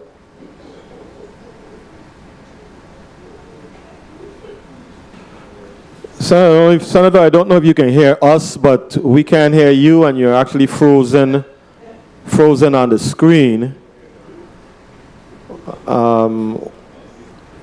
Okay, Senator, try to disconnect and reconnect, and we'll move on to you when you are able to reconnect with us. In the interim, we're going to move on to the next Senator. Before we do, I'd like to recognize the presence of non-committee member, Senator Donna Fred Gregory. Welcome, Senator. We're going to move to Senator Diane Capehart. Senator Capehart, you're recognized for your 7 minutes. Testing. Good morning, colleagues. Good morning to the people of the Virgin Islands. Good morning to the testifiers. I want to take this opportunity to say congratulations to all the graduates in the territory, from elementary to junior high school, career and technical education, private schools. Congratulations. And thank you all for the birthday wishes. As I said, I really don't work on my birthday, but I have a different kind of job. So I'm going to ask this question because here it is. We are approaching hurricane season. And I'm very scared because a lot of our projects have been allocated. They're waiting solicitations, they're waiting permits from DPNR. I don't know if, Director O'Neill, if you can answer this. What ramifications would this have in the event that we have another natural disaster and we have all these open-ended projects still out there?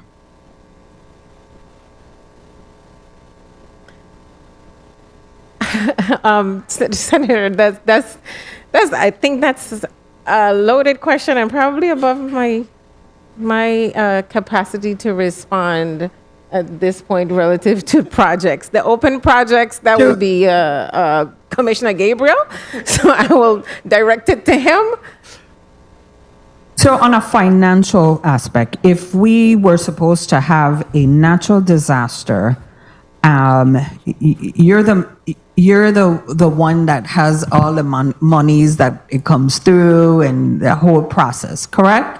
So if we were supposed to have a natural disaster, would we have to forget about those old projects and then come back again to see what was existing Maria Irma damages to what would be a new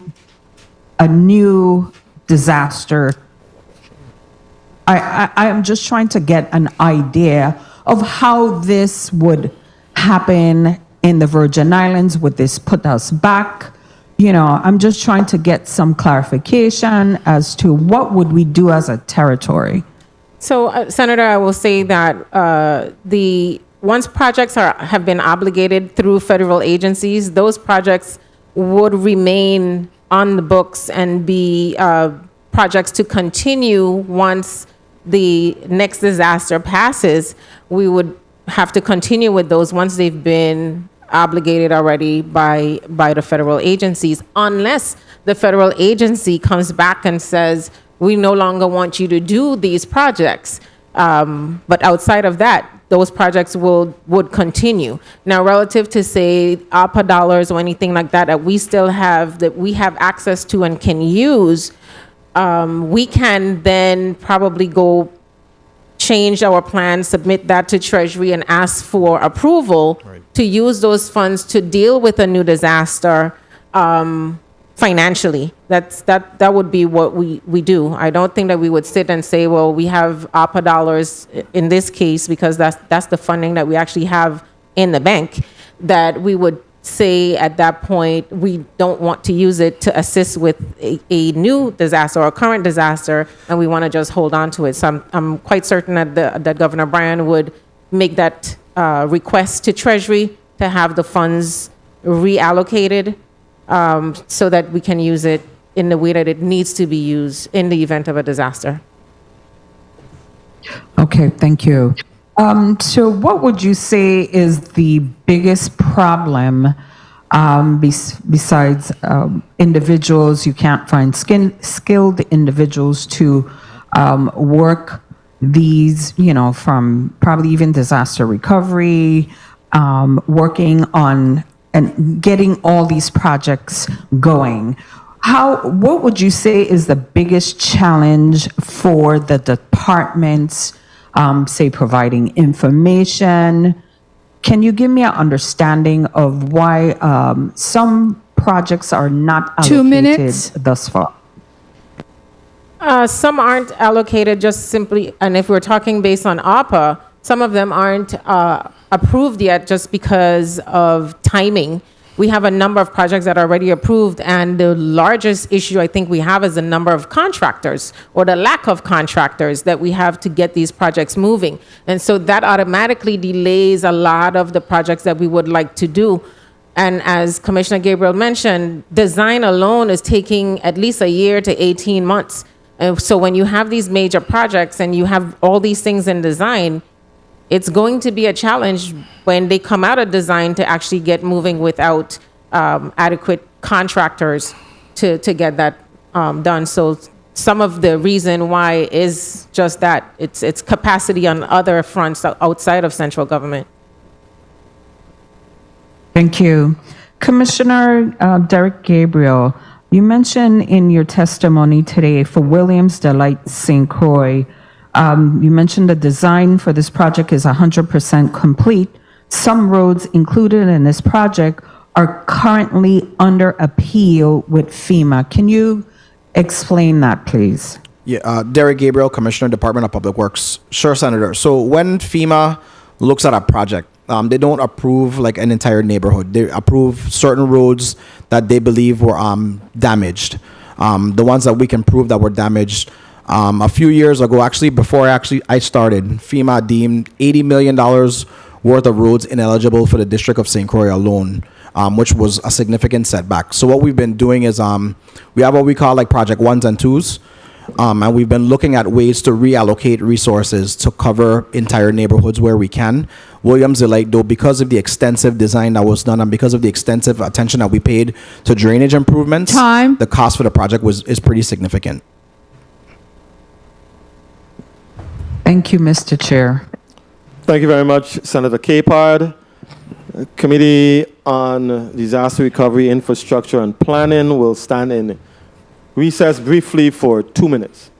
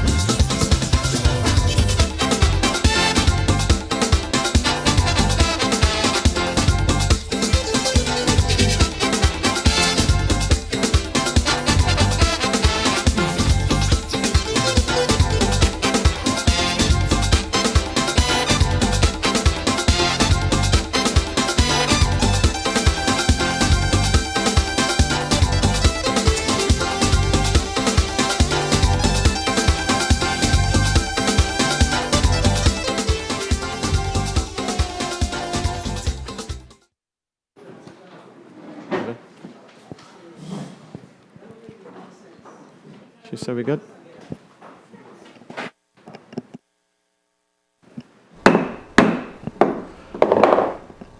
Committee on Disaster Recovery, Infrastructure, and Planning is back on the record. We are going to proceed to our next senator. I don't know if Senator Johnson was able to successfully reconnect. He told me during the break that he was still experiencing some challenges. So we're going to continue to... We're going to move to Senator Ray Fonseca. Senator Fonseca, you're recognized for your 7 minutes. Yes. Pleasant good morning. Thank you very much, Mr. Chair. And I'd like to continue and wishing congratulations to all the graduates in the territory. Mr. Chairman, we had mentioned about employment to get some of these projects completed. Well, we have a lot of graduates from the high schools and also the university that has recently received an advanced certification.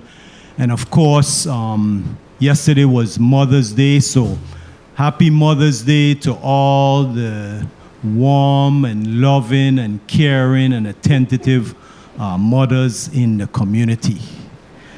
Special welcome to our distinguished panel of testifiers here. We have Mr. Gabriel, welcome, Jennifer O'Neill, and of course, Mr. Darrell Smalls.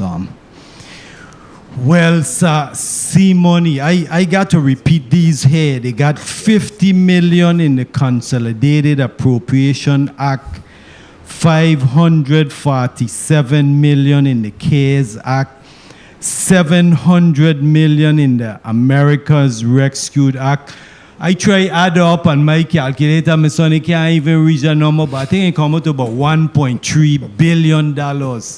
C-Money. I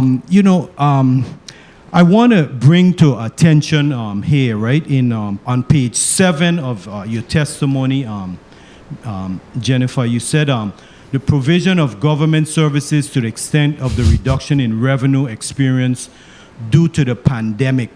You know, I was looking here, I don't know if the listening public can see this, right? But I have a chart here of our health insurance coverage in the Virgin Islands. And this here is the national average. As you can see right here, the uninsured is 9%. And in the VI, you can see there's 24% uninsured. And I think that's very important that we address that 24 percentage uninsured. And, you know, we're going to be having some discussions on that. But I wanted to get to Mr. Gabriel real quick. You know, my good friend, my partner out there, Miguel in Bovoni, I saw him yesterday. He said, Fonseca, don't come down this road. Ain't had no pavement here since 2004. Well, you know, I'm so lucky today because I have Mr. Darrell Gabriel, the Commissioner of Public, Derek Gabriel, the Commissioner of Public Works here today. And this gentleman here is the road paving king. Last year for election, my son, we had road paved. And I'd like to congratulate him. But they got 5 road in Bovoni. And Miguel tell me this one ain't paved till 2004. In fact, he going to one of them tire place to get his data car replaced. But you know, he only have about 5 votes in that road. But they got a lot of young people, some graduates, so I think it maybe got about 10 of them now. So it's a very important. So Commissioner Gabriel, can you give me an update on the roads in Bovoni? Thank you. Yeah, thank you, Senator. Derek Gabriel, Commissioner, Department of Public Works. So that project is listed in our testimony. It is part of the Jersey Bay watershed. So we do have a FEMA project for that area. Unfortunately, it is a ways out. We are dealing with not only right-of-way issues, but we have some easement challenges as well, because the major part of that is, I should say, the hazard mitigation component, which is going to allow for a lot of drainage. So, you know, we do anticipate that construction will begin in 24, but in the meantime, we are working on some temporary repairs to that area that we're hoping to push forward later this summer with Director O'Neill's assistance.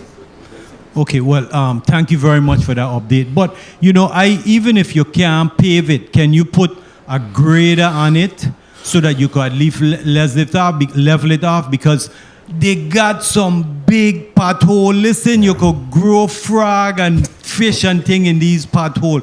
Can we put a grader on it to level off the road? So we are looking at even more temporary repairs, even prior to the ones that we are looking at later this year. We will look into that, but the department doesn't have a grader on the island of St. Thomas that's in operation right now. But we will look at it. We will continue to see what we could do. Okay, thank you very much. No problem. And you know, like I keep telling you, you know, you're a star commissioner, you know. I give you a A+.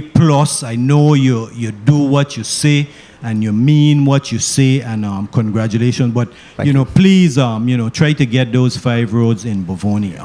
One other question I wanted to go back on. 2 minutes. Commissioner O'Neill, Wang Louis was awarded 11.8 and Snyder Regional was given 10.2 in the CARES Act, 10.1 in the CARES Act, on page 4 of your testimony of the 542 million. Can you give me the details of what that went for? Senator, good morning. So those funds were awarded to JFL from the U.S. Department of Health and Human Services. And they have expended all of it. They were to deal with different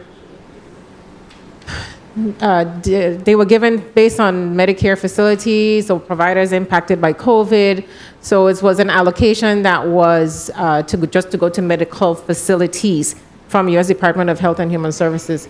Both hospitals received those funds, and both hospitals have spent all of those funds, and those grants have now been closed out. Okay, very good. Thank you very much.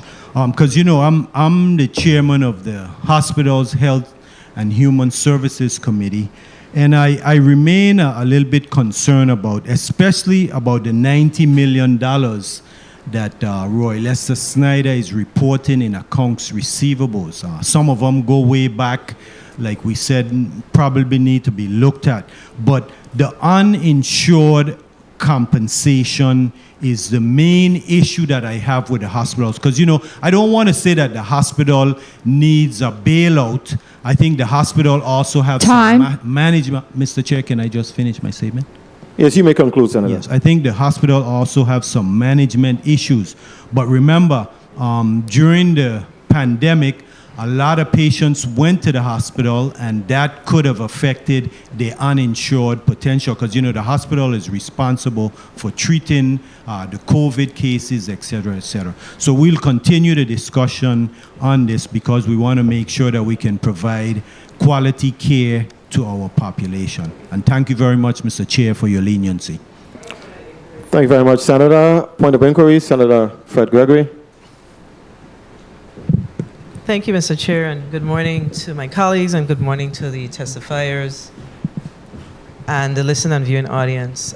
Just to follow up on the question that was asked by the previous speaker with regards to the COVID, the CARES Act, I think, dollars that became available to the territory for health purposes in particular. Director O'Neill, you indicated that those funds have since expired? No, Senator. For the 2 hospitals, they didn't expire. They actually used all of their allocations. Health. Actually, it was Department of Human Education. Okay. So let me tell you why I'm asking the question. That'll probably help us move this along quicker. So there was a promise to pay a $250 incentive to individuals who were vaccinated. I believe it was last Carnival. And there are individuals calling my office saying that they never got their $250. So is it a funding issue? What is the challenge? So, Senator, it's not a funding issue. That actually was paid for through APA funds. Oh, it's APA. Yes, and it was provided to the Department of Health. That was a program run by the Department of Health and Department of Finance. And so it's not a funding issue. We've provided the funding. I am not sure Okay. why the cards So then haven't been. that follow-up is appropriate at DO. Department of Health. So the funding to support the 250 became available, so individuals should have received their Absolutely, Senator. Okay, thank you. Thank you, Mr. Chair. Thank you very much, Senator Fred Gregory. The chair recognizes the presence of committee member, Senator Alma Francis Heiliger. Welcome, Senator. I wanted to ask, before going back to Senator Franklin Johnson, who has been reconnected to the system, I wanted to ask you, Commissioner Gabriel, the chart that you submitted to us here today, does that reflect a complete list of DPW's FEMA projects? Yes, that is for DPW. Correct. For DPW. Correct. Yes. Okay. And you see, you should have two broken up into PA and HMGP. Yes. Okay. Yes. Yes. Okay. Have we received, have all of these projects received matching funds? Did we identify a match for these various projects? The HMGP is 100%, and then on the 100%. PA side, there are some match projects in there as well. Okay. Can you identify the ones where, that required a match, that were not 100%? The PA attachment, I think all those projects required a 10% match. Okay. And we have identified a match for them. Is that what you're saying? So PA. so that right now we're pulling most of the 10% match from our HUD, from the CDBG DR and the CDBG mid tranche. That's where the 10% payment has been identified Coming from. That's Okay. correct. Okay. Senator Frankie Johnson, you're recognized for your remaining, Madam Chair, for your remaining 4 minutes and 30 seconds, Senator. No, you don't get a full 7 minutes again, Senator Johnson. I thought I only had 2 minutes out of 7, but I'll go right ahead. My line of question was to Public Works Commissioner. Good morning, Mr. Gabriel. I spoke about the Williams Delight Road. There's one of those roads inside there that federally funded, and I was told that there was X amount of money, but not the entire amount of the funding. What's the status on those roads that has federal funding allotted to them? And when would those projects start up again to complete? So thank you for the question, Senator Johnson. So what we're doing is we have one project for Williams Delight. What we're trying to do is figure out a way to reallocate some funding. We have it's approximated to be about a $2.1 million shortfall for that project. So we're trying to find we're trying to identify the funding shortfall so that we can address all the roads in Williams Delight. The design that we did was a pretty comprehensive one, and we needed to be able to address the drainage in that area, which is pretty significant. Okay. And now, with your public work and the ZOP compound, what's the status of that? How many employees you have there? And is there some reports about there having some mold, complaints of mold in the facility? Yeah. So right now, I would say the department is just about evenly split between the two districts. So we have about approximately 120, 130 employees at Anna's Hope. We are feverishly moving forward. Right now, the delay is we haven't gotten a temporary facility approved by FEMA. That design is ongoing. We are still pushing forward. We have gotten some complaints about mold. We've gotten a pretty comprehensive quote or estimate from an AC repair company. So we are pushing to do those repairs this summer, which should alleviate a lot of the concerns that we have at the Adams Hope compound. And then you spoke about the Frederickstead Concordia office. You mentioned that there's a shortfall. What's the amount of money shortfall needed for this project from the local government to be completed? I'm gonna have to ask. Yeah, let me ask the chief engineer, Ms. Tawana Nicholas, if she's aware of how much the funding shortfall is for that project.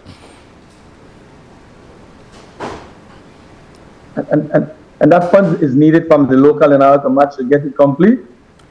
Say that again, Senator. I'm sorry. I missed the question. And the shortfall that you have, is it the shortfall where the local government have to match that fund in order to get that project complete? Yes, that's where the funding shortfall is going to have to come from. And that was one of the projects that we did forward to the Office of Disaster Recovery for additional funding, because what we're hoping to do is if we could get that project constructed, then we could move some of the Anna's Hope employees down to Concordia, and then we could proceed with those repairs at Anna's Hope. Okay, so you have some figures there for me. Once you get a figure, I want to ask you about that Paradise Road Mountain. There's a road behind there that was slated to be fixed, though. You know what road I'm speaking about? No, I'm not 100% aware which road you're talking about. Senator, just in the interest of time, what I can do is I can get you the funding shortfall on the chair's time if he doesn't mind, just in the interest of your time. Okay.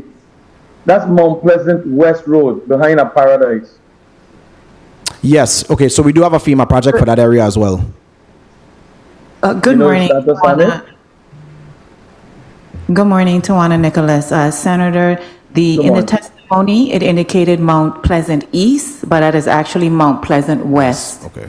So that is under final review, and we anticipated going to solicitation next month. And that's federally funded? That is correct. Okay, and then we asked the question about the figure of the shortfall. I don't know if you or the person was going to be answering, but no, that's sorry about that. The commissioner said that he was going to have that sent to the office. The shortfall is $1.8 million. Oh. All right. And Mr. Chair, I don't know if my time is up. Do I have a few more minutes? You have 30 seconds, Senator. We give you an extra. My question would be to QMB Director.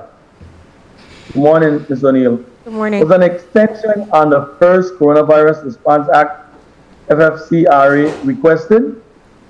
No, Senator, we did not need to request an extension on that. We expended all of the funds within the allotted time.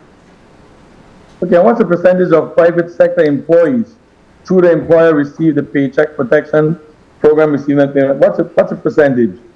Because I have a lot of private sector that continue reaching out and saying that they have not received their funding. So the Paycheck Protection Program was done through the banks and not through central government, so I do not have any numbers on that program. All right. I think I heard time. Thank you very much, Mr. Chair. I'll wait. I think you might have a second round, right? We will. A brief second round, a lightning round. Thank you very much, Senator. Director O'Neill, there seems to be a number of infrastructure projects where there is a shortfall. Are pandemic funds available to utilize to bridge that gap? Are there pandemic funds available that can be utilized to bridge that gap? So, Senator, yes and no. And I say that because typically you cannot use grant funds to offset grant funds.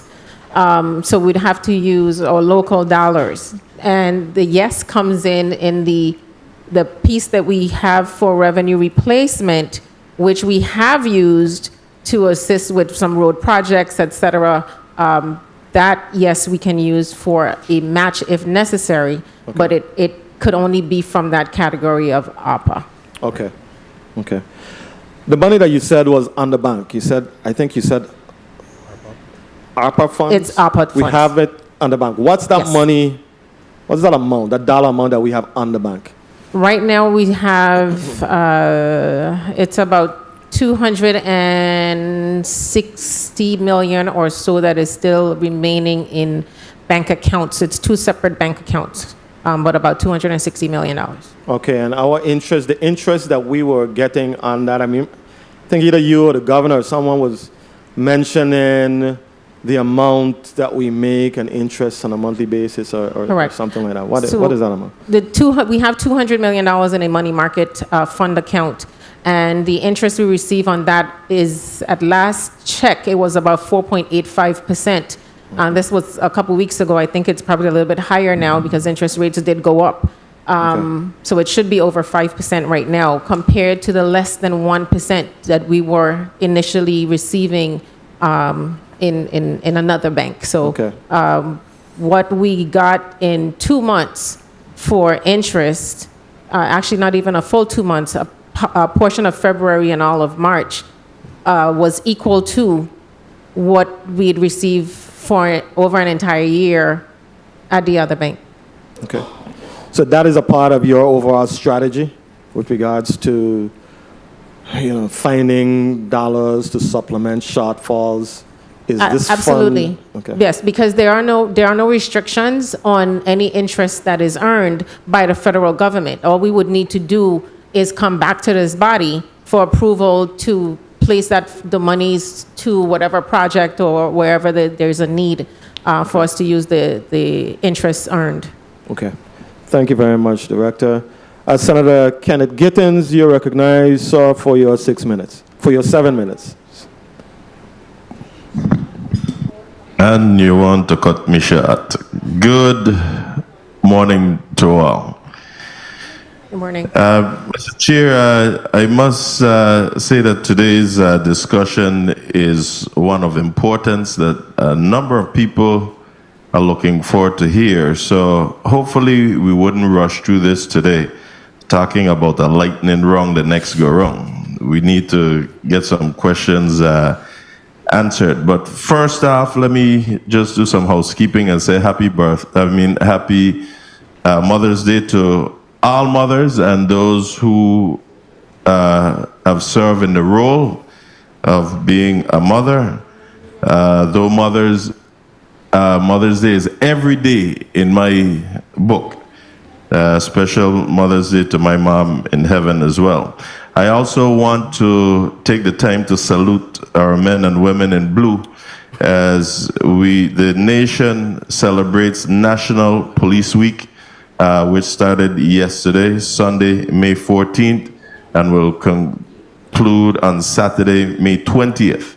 And today being the 15th of May, today is proclaimed National Peace Officers Memorial Day, and so we salute those who have lost their lives during the line of duty. And at this time, I would like, Mr. Chair, with your indulgence, to ask for a moment of silence as today is proclaimed National Peace Officers Memorial Day. Sure, Senator. We will recognize a moment of silence in recognition of this very important day.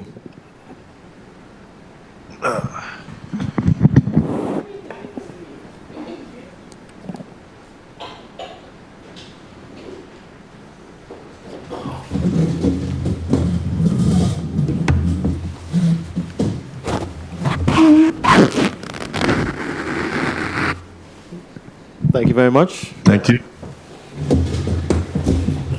Thank you, Mr. Chair. And as I conclude my housekeeping, let me say happy birthday to my good colleague, Diane T. Capehart.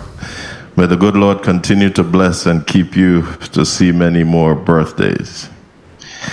But Mr. Chair and colleagues, like my good colleague, I think he spent his earlier days in Savannah and then out Bovoni. But like my good colleague said, well, sir, see money. So true. I'll start with Commissioner Gabriel.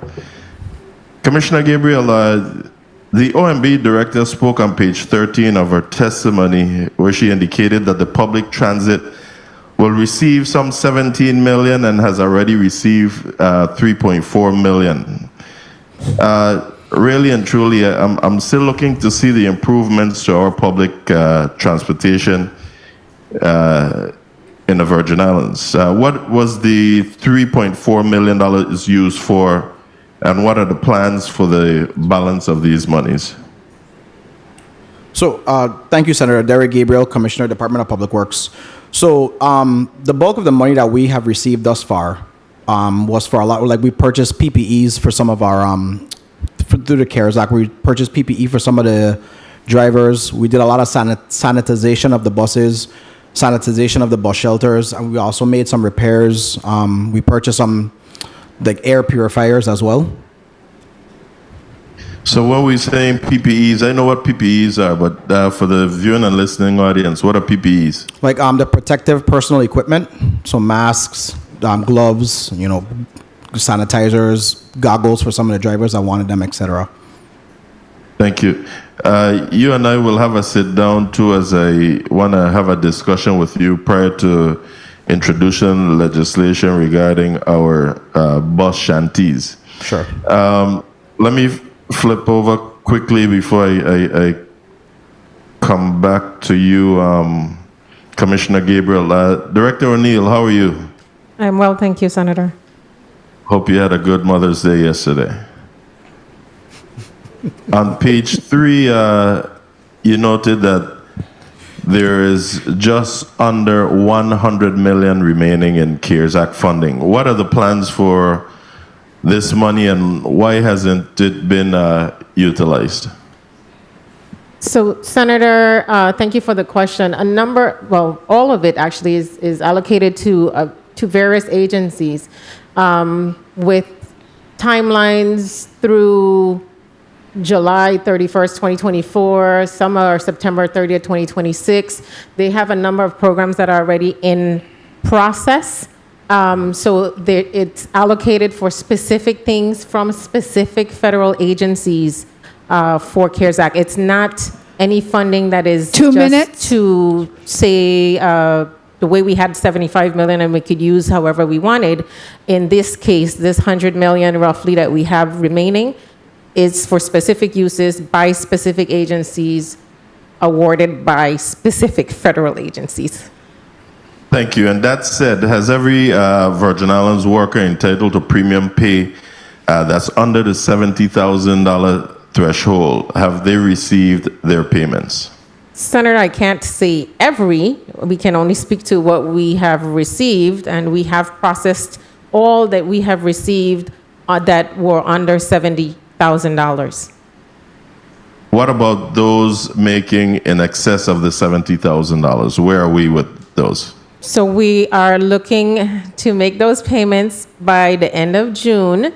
It would be $1,250 going out to individuals who were healthcare and or first responders only. Thank you so much. And you also note, I'll touch base with you on that. You also noted on page 8, as set forth in the award terms, the U.S. Virgin Islands has until December 31st, 2024 to obligate funds provided through the Fiscal Recovery Fund and December 31st, 2026 to expend. What percentage of these funds have been obligated so far, and what are we doing to assure that all is expended in a timely manner? So, Senator, if you look on page 11 of the testimony, where I show the budget amount of the 547, and we have approved projects of 374 million so far approved, leaving 172. So that would be time 68% that's already approved,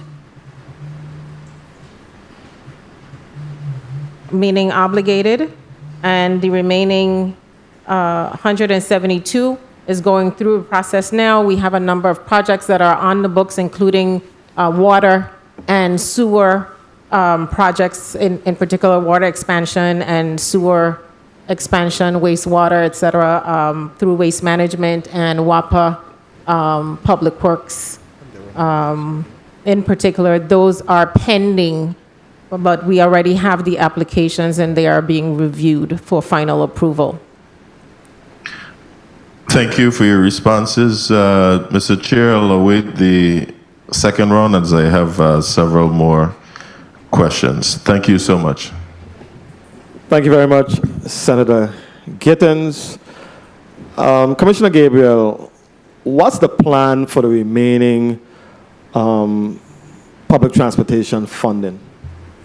Yeah, so we have a number of things planned in the works. I know we plan to, this summer, we should be putting out an RFP for new buses for both St. Thomas and the St. Thomas St. John district as well as St. Croix.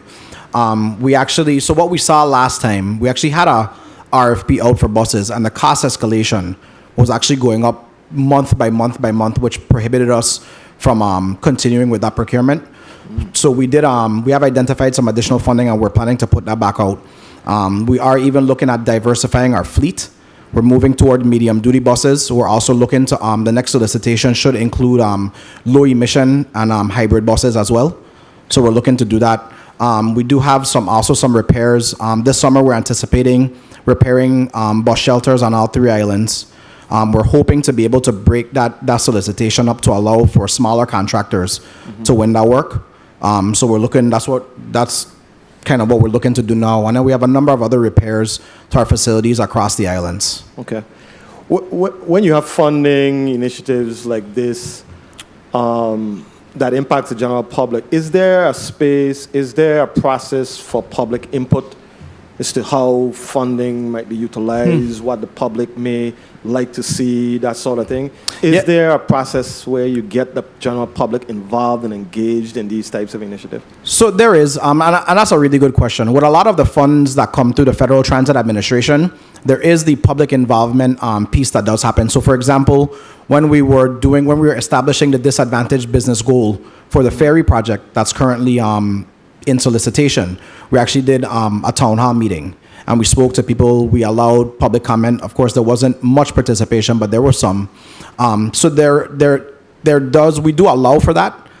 Even on the bridge, on the Altona Lagoon Bridge, we also recently had a public involvement hearing, just so people could be able to ask questions. We talked to them about the new design and that kind of stuff. Okay.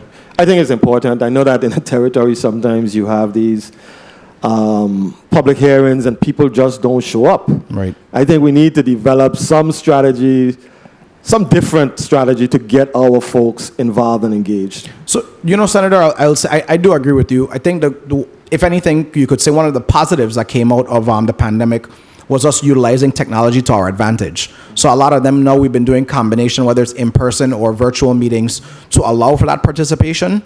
The last meeting we had, I know we were chastised because we had it on a Sunday, but we tried to do something different to see if we would get more public involvement, and it was still scarce.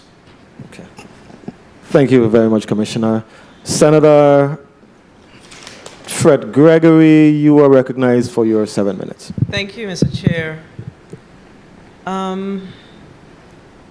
Very quickly, Director O'Neill, I know that the speaker before the chair asked about the premium pay. And you know that we recently had a discussion around the premium pay. Did you get an opportunity to flesh out the concern about the fact that now that you have made a decision to pay those above the $70,000 salary rate, many of those organizations, agencies, companies, etc., did not submit because they were following the edict. So how are we going to address that? So, Senator, yes, we did speak about that last week. I have not had an opportunity as yet to speak to Governor Bryan about it, but it is on my agenda. We actually have a meeting tomorrow, our financial team meeting, so I will bring it up at that point. Okay, thank you for that. All right. I think what was it? Two graduations ago, students were advised that they could get $1,000 from the Virgin Islands Board of Education. How is that working out? Or how did that work out? Because I think that was a one-time offer. It actually lasted over 2 years, and of the $1 million that we had allocated for that, I think, if I remember correctly, it was over $900,000 that was actually expended. Okay, so students did take advantage of the program. Students absolutely took advantage of it. Perfect. Wanted to make sure that we were on task with that. I may come back. Okay, one more for you, I think. So in your testimony on page 10, you talked about the $12 million that the territory is anticipating receiving in federal funds.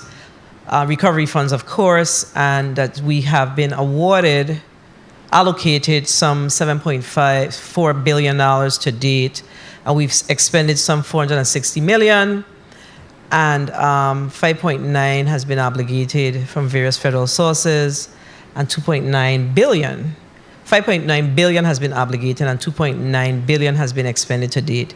Now we know that the legislature, in our last session, we approved the line of credit. So naturally, I'm going to ask about how are we, where are we with the line of credit? And did we make, I think I saw that we made the payment to WAPA. Did we make the payment to WAPA from the line of credit? What bank did we use, etc.?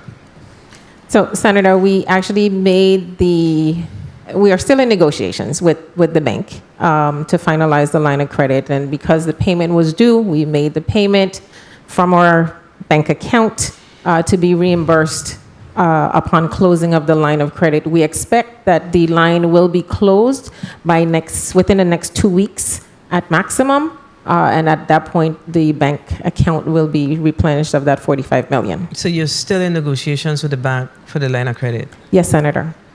That's very interesting. But I'll leave that for now.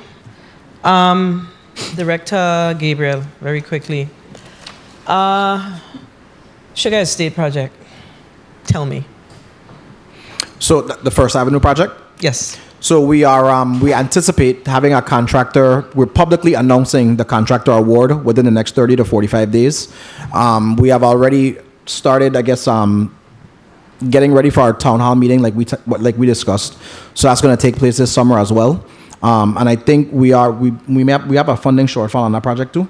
We have a funding shortfall based on the bid that we got back. So I do plan to have those discussions with you. So we appropriated some money from the legislature. Correct. But did you have I thought that you all had some federal dollars for that. Some EPA. It's still it's still a shortfall even with the funds that we had. So Director O'Neill, of the billions of dollars that we're receiving, do we have an opportunity? Because that's a major road within a community. Do we have an opportunity to give any consideration from any of these federal funds that we have to backfill any shortfalls for this particular project? Senator, I think... And I don't think you can really answer it now. Yeah, so... But do we have, I guess the better question is, do we have any available infrastructure resources?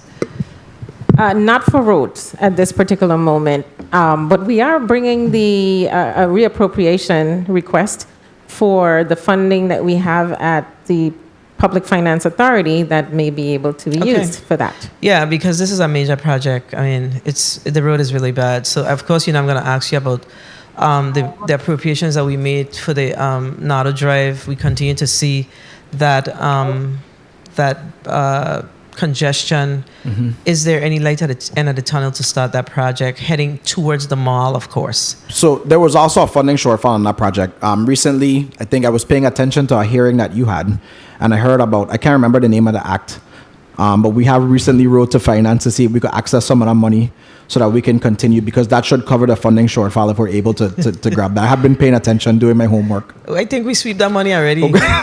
But anyway, we could work it out. Okay. One way or the other, but we can work it out. And then the other one is, I have this young lady who has a farm in Mandel. Okay. Mandel Bay area, and she's having serious challenges. She cannot access her farm. As a matter of fact, she has some livestock that she is now selling off. She hasn't done anything this year. 2 minutes. Or in the past few months. She needs access. We got to help out our small business, especially our farmers in particular. So where are we with this project?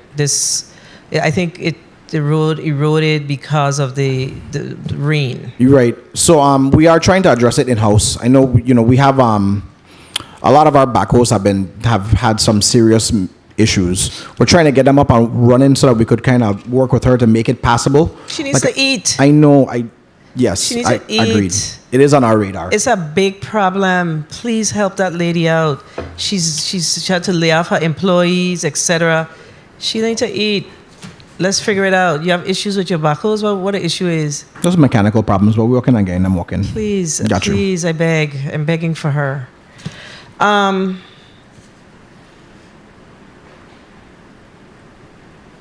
You don't have a page number on these, but I need to get some clarification. So, this is your FEMA HMGP projects? Okay. So I'm unclear. Hannah's Rest drainage improvement. Their water amount was $494,000. the contract is 330. What does actual cost mean? What I mean, that's 95. That's the difference? How much we liquidated to date? Oh, okay, so let's change that word in. Yeah, okay. Yeah, not actual cost. Actual cost is what project costs. Oh, so expended to date is what it is. Correct. Okay, so these projects are moving along. Correct. All right. I hate to think that I don't have any more questions to ask you. I asked the line of credit, Bordeaux. So of course, you know, we have a challenge with the Bordeaux road. We have one road coming in, the same road going out. And we've talked about the possibilities of, I can't remember exactly, but you are better than me when it comes to this, exactly what that other road is that we can possibly, may I continue?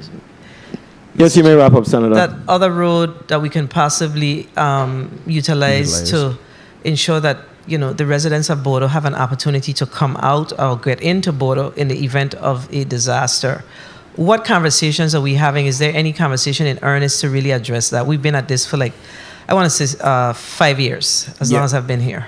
So I guess you want to speak to it? No. So there's a current design that's on the books, and along that road, along the platted path, there's a number of property acquisitions that need to be done that make that a bit of an expensive project. But we are looking at some alternatives. So, for example, I think it's below the area of the Massac home is the other alternative that we're looking at now, which is mostly our land.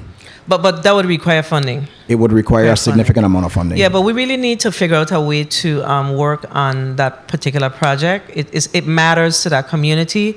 It's a safety issue. It's a health and safety issue, and we really need to figure out how to make some accommodations to get some road fixed to ensure that individuals living in that area are able to get out of Bordeaux if necessary. Right. No, I agree, and we are looking. I know I've been speaking to the Department of Agriculture to see if we could maybe tap into some funding that they have, like through USDA. I know we were talking also to WAPA to see if there's a possibility for water line expansion there that would allow for us to do some civil work that would make the road work less expensive. So we are looking at a number of alternatives to make that happen. Okay, thank you, Mr. Chair. Thank you for the time. Let's kind of stay focused on that matter with that traversing in and out of Bordeaux, please. Thank you. Got you. Thank you very much, Senator Fred Gregory. Director O'Neill, I wanted to just piggyback. I'll circle back around to the discussions that you had with, I think, the previous two senators about premium pay.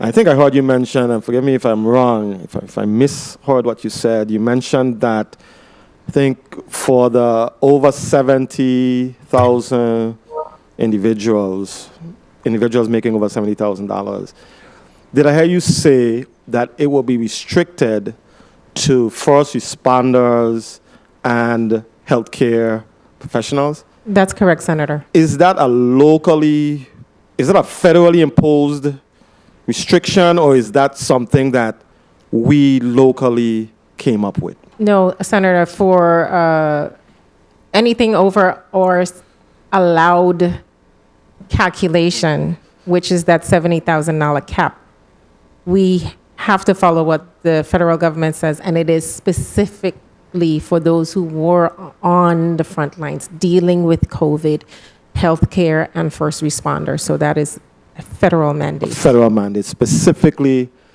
healthcare, frontline folks, and first responders. Correct, Senator. Okay, thank you for that. Thank you for that. Senator Alma Francis Heiliger, you're recognized for your 7 minutes, Senator. Thank you. Good afternoon to the people of the territory. Good afternoon to the testifiers. Good afternoon. Good afternoon to central staff and staff alike. I too would like to extend, I hope everyone had a happy Mother's Day. And we're here today to work, so I am looking forward to having this conversation. My first set of questions, how many design firms do you guys utilize in order to push through and get these projects done? Yes, Mr. Gabriel. Yeah, Derek Gabriel, Commissioner, Department of Public Works. So for our disaster recovery projects, we have Springline that does task order that is on task orders. Just give me a number. I'm trying to utilize my whole 7. We have about 6 total. About 6 companies we're using. Yeah, correct. One of the things I keep hearing is that it's taking a long time because of design. What have you guys done to potentially open it up to see if you could get more people to come in? Because, the more you have, the quicker we could get this stuff done. What are you guys doing? So we just brought on 3 new firms, which brought the number to 6. Oh, so it was 3 before? Correct. It was, yes, that's correct. Okay. So we're going to have to, what number you think would ideally really see us see some significant progress? Because to sit around for 12 to 18 months just trying to get designs done, that is a huge part of why this is taking forever. Yeah, so we probably at least need to double it. We probably need like 12. What do you think you need to do to get to that 12? Senator, we post them on open solicitation. Okay. So it's a matter of firms just applying. I will be honest, the government of the Virgin Islands does have an issue. We are trying to rectify making payments more, in a timely fashion. And I know that probably scares off a few of the firms from bidding on projects. Yeah, we do have that problem. The other question I want to ask, well, hopefully we could get that rectified because we need to start speeding this up. I want to ask about COVID. Who's here from dealing with health? The funding with COVID, when you guys spoke about the health department already spending off their shares of the money in human services, I believe you said? Those areas spent all of their funds? That's what I was told? Well, sorry, Senator, there are different grants, and if you're speaking specifically to the One Family First, yes, yes, that was Department of Human Services, and yes, they did spend all of their funds. Okay. Part of me, I'm a little bit concerned we talk a lot about disaster recovery and infrastructure from the perspective of building.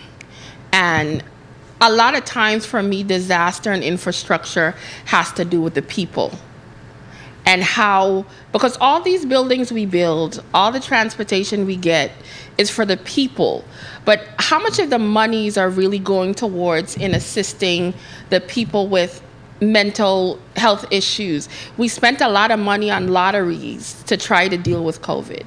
We spent a lot of money on so many things, but I'm trying to figure out with all the monies that are coming in for the recovery of this territory, how much of it is actually earmarked to deal with the recovery of the actual people that we're housing and building all these things for? Do you have any assessment or anyone could share that with me? Senator, no.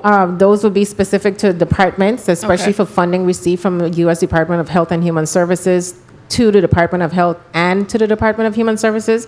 They would have their plans, and I don't have those in front of me to be able to tell you. Are any of these projects geared toward mental health buildings, or can any of the monies be utilized for stuff like that? Because when you have a situation of people going through hurricanes, and we are literally dealing with people that are still dealing with trauma. They're still out of their houses because our housing program of trying to build these hundreds of homes is so far gone from even getting completed. You're dealing people with COVID. We had a lot of people that were dealing with suicide. I am very much concerned about that aspect of our recovery and how much of these monies are actually going towards the very people we're building all these things for. So what projects or any of the monies can be utilized to, say, help with maybe building or helping with mental wellness locations that we do desperately need here in the territory? Before you respond, the stenographer requested that you state your name before you respond. We have a new stenographer. Thank you, Jennifer O'Neill, Director, OMB. Senator, to answer your question, there is some funding allocated within ARPA specifically for mental health. I will get you the exact amount in a little bit, but that would be 2 minutes. under the public health, the number 3, the public health negative economic impacts, public sector capacity. It would be under that category that's shown on page 11. Okay. There is some funding available in there in our submitted plan to Treasury specifically for mental health. Okay, that I would like to hear a little bit more about that and get the numbers on that.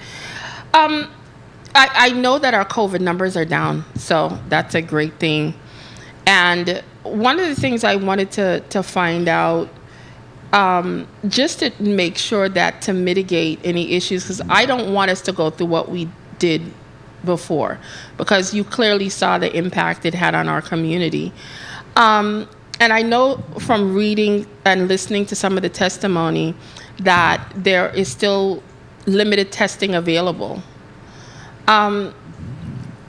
Why have we limited just to, if anyone can answer me based on what I was listening to and reading, why is it limited to just symptomatic situations when we have gotten to a point where we've already recognized that even people that are vaccinated could fully have COVID and spreading it? You understand? I'm trying to figure out how do we potentially mitigate potential issues in the future, but why are we still limited? Yeah, Senator, I would not be able to provide you a response on that, unfortunately. What I can say is the federal health emergency ended May 11th, and so a number of things have and will change as we move forward in terms of what's allowable. And so Department of Health would be better able to shed some light on that. The monies that we were able to, for the line of credit. Time. Could I ask my final question, please? Yes, you may, Senator. Thank you. The $100 million the legislature was able to pass for the line of credit, part of those proceeds from what was shared with us is to utilize for unfunded projects and projects that need, that seed money. What full assessment that you guys have done of all the projects that you are dealing with have come up with a number as to potentially how much money is needed overall for these projects? And do you think what we got in a line of credit is more or sufficient? Senator, I think, that's an ongoing process in terms of calculating the numbers. It is dependent on the project. Not every project requires a match. Those that do, we still have to assess where they are in the process and then determine what amount is actually needed. Is the $100 million enough? Because it is a revolving line of credit, or it will be a revolving line of credit, I think it will be enough because the intent is not to keep it outstanding. You continue to pay as you go. I guess that's where I thought you guys had come up with a potential idea for a total amount, because the original request was for 150. So I thought you guys had did some type of assessment and said, well, okay, it's going to be in this ballpark that we need to be revolving. But thank you very much for your answer. Thank you, Mr. Chair, for the additional time. Thank you very much, Senator Alma Francis Heiliger. Point of inquiry, Senator Donna Fred Gregory. Thank you, Mr. Chair. Just for clarification, because I don't want incorrect information going out to our community, Director O'Neill, the funding the line of credit that was approved most recently by this institution was to take care of projects, not unfunded projects. Correct, Senator. Correct? That's correct, Senator. Thank you. Thank you. Mr. Chair, I'd like to clarify something if I can. You may. Yeah. So I know there's a lot of questions surrounding the design process, and I do want to say that 12 to 18 months is a typical design period for a large project, especially on our infrastructure projects, what I call our horizontal construction. What is taking us a lot longer is to do the utility coordination. So, for example, we have projects where we're working with both WAPA on their water line, on their electrical undergrounding, and then now we're including waste management to make sure that they also have their wastewater replacement on those projects. And I mean, on the vertical projects, and Director Smalls can speak to this, when you're building a school or you're building a hospital, you're building a public facility, you want to make sure that the design process is as deliberative as possible, and that not only that you have an engineering and an architectural review, but that you're also making sure that the end user, the people that will actually be using the building, have everything that they need, and each of them comes with their own, specifications, their own schematics, etc. Thank you for that. Point of inquiry.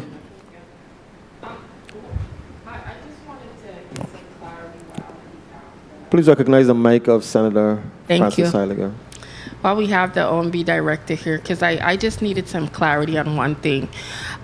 When it came to the line of credit, specifically because I want to know exactly what all we could utilize it for and how your office steps in with the shifting around of monies. In the original bill that came down, it said 2023 that basically the funding couldn't be shifted around for 2023, if you recall how the legislation was written. Do you remember? When you say the funding couldn't be shifted, you mean on the budget front? Yes. When they spoke about, it said it could not be moved around for the operation, funding from the operation of the government. Correct. On Senate Day, when we got to this amended document, which was put on my desk shortly before we were able to vote, there was one word added in front of it that said for the general operation.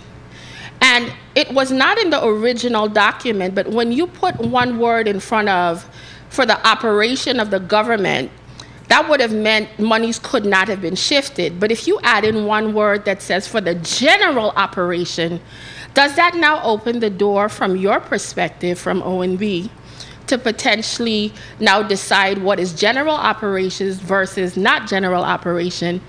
And I'm trying to understand how that would work, because I'm still trying to make sure that when it comes to this line of credit, it gets utilized for the projects and even with dealing with the payback.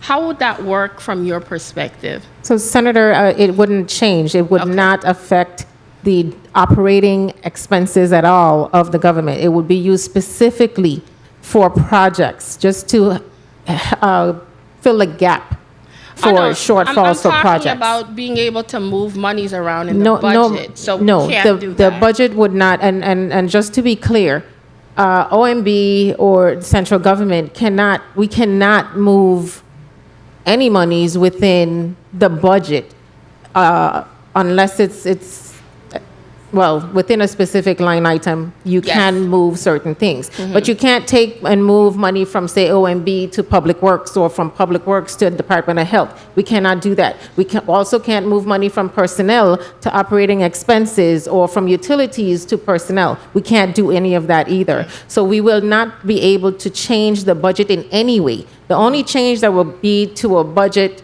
appropriations from the OMB standpoint would be if we do not have funding, enough cash, that is. Then we have a reduction in allotments, but that's not changing the budget, that's not shifting monies anywhere. We still follow the budget that is approved by this body. Okay. And that would be for every year Yeah, I was just curious since that word was added in, and I wanted to make sure it didn't make a difference. Thank you so much. Thank you very much. Thank you very much. Executive Director Smalls, I wanted to ask you, and I don't know if you mentioned it this go round or in the previous testimony before the Health Committee, who did the demolition of the cancer center, and what was the cost? Good afternoon, Senator. Good afternoon, Senator. Darrell Smalls, Executive Director. The selected contractor was Benton Construction. Unfortunately, I don't have that number right before me, but I could get it very shortly for you. Okay. Thank you for that. It was done in a timely manner? Yes, it was. Okay. You said in your testimony that Myra Keaton was a mega project. I believe you said that GFL rebuild is a mega project. And I think in your testimony you said that this requires some special steps. I think you said that there was some congressional role for Congress in that final process. Can you explain a little more about that process, what it looks like, and whether or not is there a role for our local delegate to Congress in that process? Has she been engaged and involved, and what role, if any, does she play in that process? Okay. Good afternoon again, Senator Darrell Smalls. As far as my understanding, the delegate to Congress, her role was on the upfront, trying to help the territory receive the necessary funds for the recovery. Because any project is larger than $25 million, FEMA then asks the Army Corps of Engineers to what's they call the independent expert panel, and they review all of the engineers' estimates and the cost for a particular project. We have since passed that. Now it goes on to the large project panel review, which again, all they're doing is fine-tuning and making sure that there's no shortfall, that there was nothing missed in the overall engineer's estimates. It's not so much in a way of reducing the cost, but to make sure and ensure that everything that it's accounted for or what we have determined to have been damaged in the result of the storms is inclusive or included in that engineer's estimate. Finally, because they're large sums, even though my understanding in our conversations with FEMA, because these are significant projects, Congress ultimately does have a vote. I don't understand all the parameters around it of what would be involved in the vote, but essentially they're just voting to approve the funding to be utilized for that specific project. Thank you for that explanation, Director Smalls. With regards, I guess it's a similar question to the question posed to Director Gabriel about utilization of funds, public funds, federal funds, to do projects and to rebuild. With respect, thinking about Roy Schneider Hospital and that long process that is ahead of us to rebuild that facility. Is there, and with your team and your group and the board, is there a space for local input and involvement in the development of that project, how it should look, what we would like to have? Is there a place for that, as we go forward with such a significant initiative as that? Again, good afternoon, Senator. Great question. Right now, where we're at in the process, one thing that was grateful to FEMA, that they saw the need that immediately following the hurricanes, they did provide funding for the selection of architectural and engineering firms. So shortly thereafter the storm, we were able to issue a solicitation and select 3 architects, one from Mary Keating Smith, one contractor who was awarded both the Charlotte Kimmelman Cancer Institute, as well as the Roy Schneider Hospital, as well as one for the Juan F. Louis Hospital. As part of the entire design phase, there is a public component that once we are awarded those fixed cost offer for these major projects, there will be a public engagement period. To date, what we have engaged primarily has been internal of our facilities, meaning all of our personnel from nursing, physicians, frontline staff, to make sure that we get their buy-in and their understanding of the project, understanding that they are the subject matter experts, having worked in these facilities for a number of years. Eventually, we will get to the public involvement period.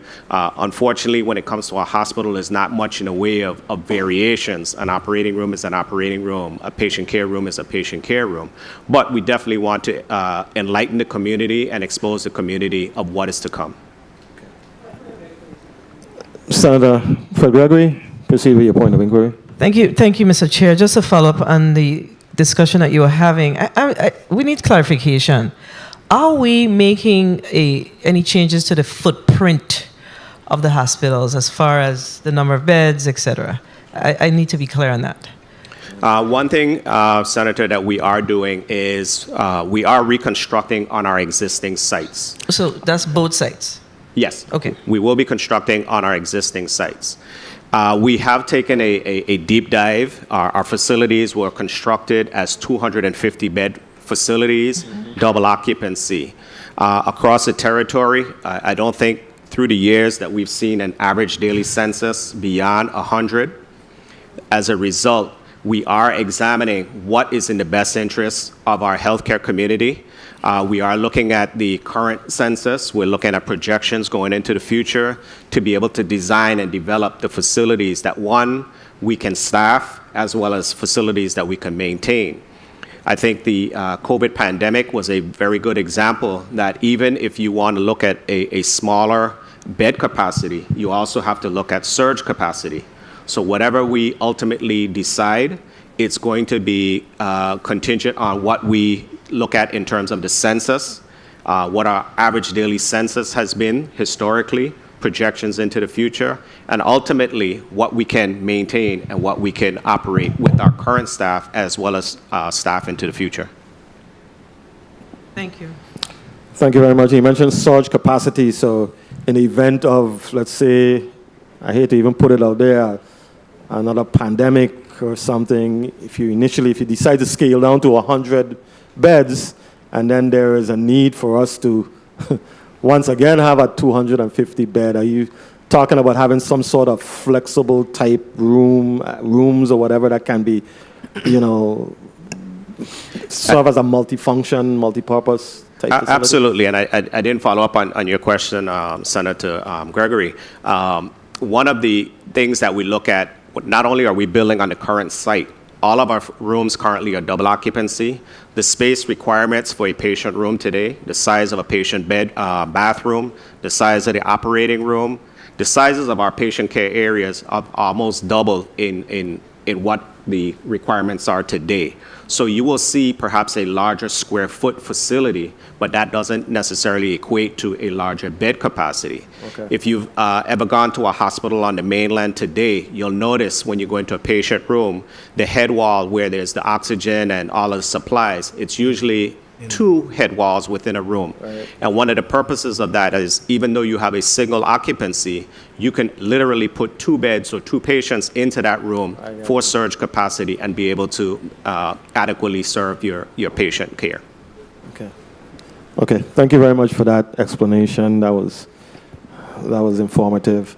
We're going to move on to second round. We're going to give 4 minutes, allot 4 minutes to that, beginning with Senator Carla Joseph. You're recognized for your 4 minutes. Thank you so much, Mr. Chairman. Mr. Chairman, I really think this is a very great opening to a discussion regarding where we are. I hopeful going forward that ODR would be invited to these meetings as they work in tandem with all of the agencies regarding our disaster recovery projects. I wanted to ask a question, Commissioner Gabriel, relative to Estate Thomas area and their roads. I know that a previous question was asked and answered regarding the status of Sugar Estate. Is any of the roads in Estate Thomas area also slated for FEMA recovery monies or projects? So yeah, we do have we have a combination project. We're using FEMA money as well as some money we were awarded through the CIP grant, I think is what it was. Okay, so kindly indicate, is it on this? Because I was trying to identify them here on this spreadsheet that you had provided. Is it here? I believe so. We're going. Yeah, some of it. I was just going to say the FEMA portion should be on this spreadsheet. That's correct. Okay, because I didn't see that.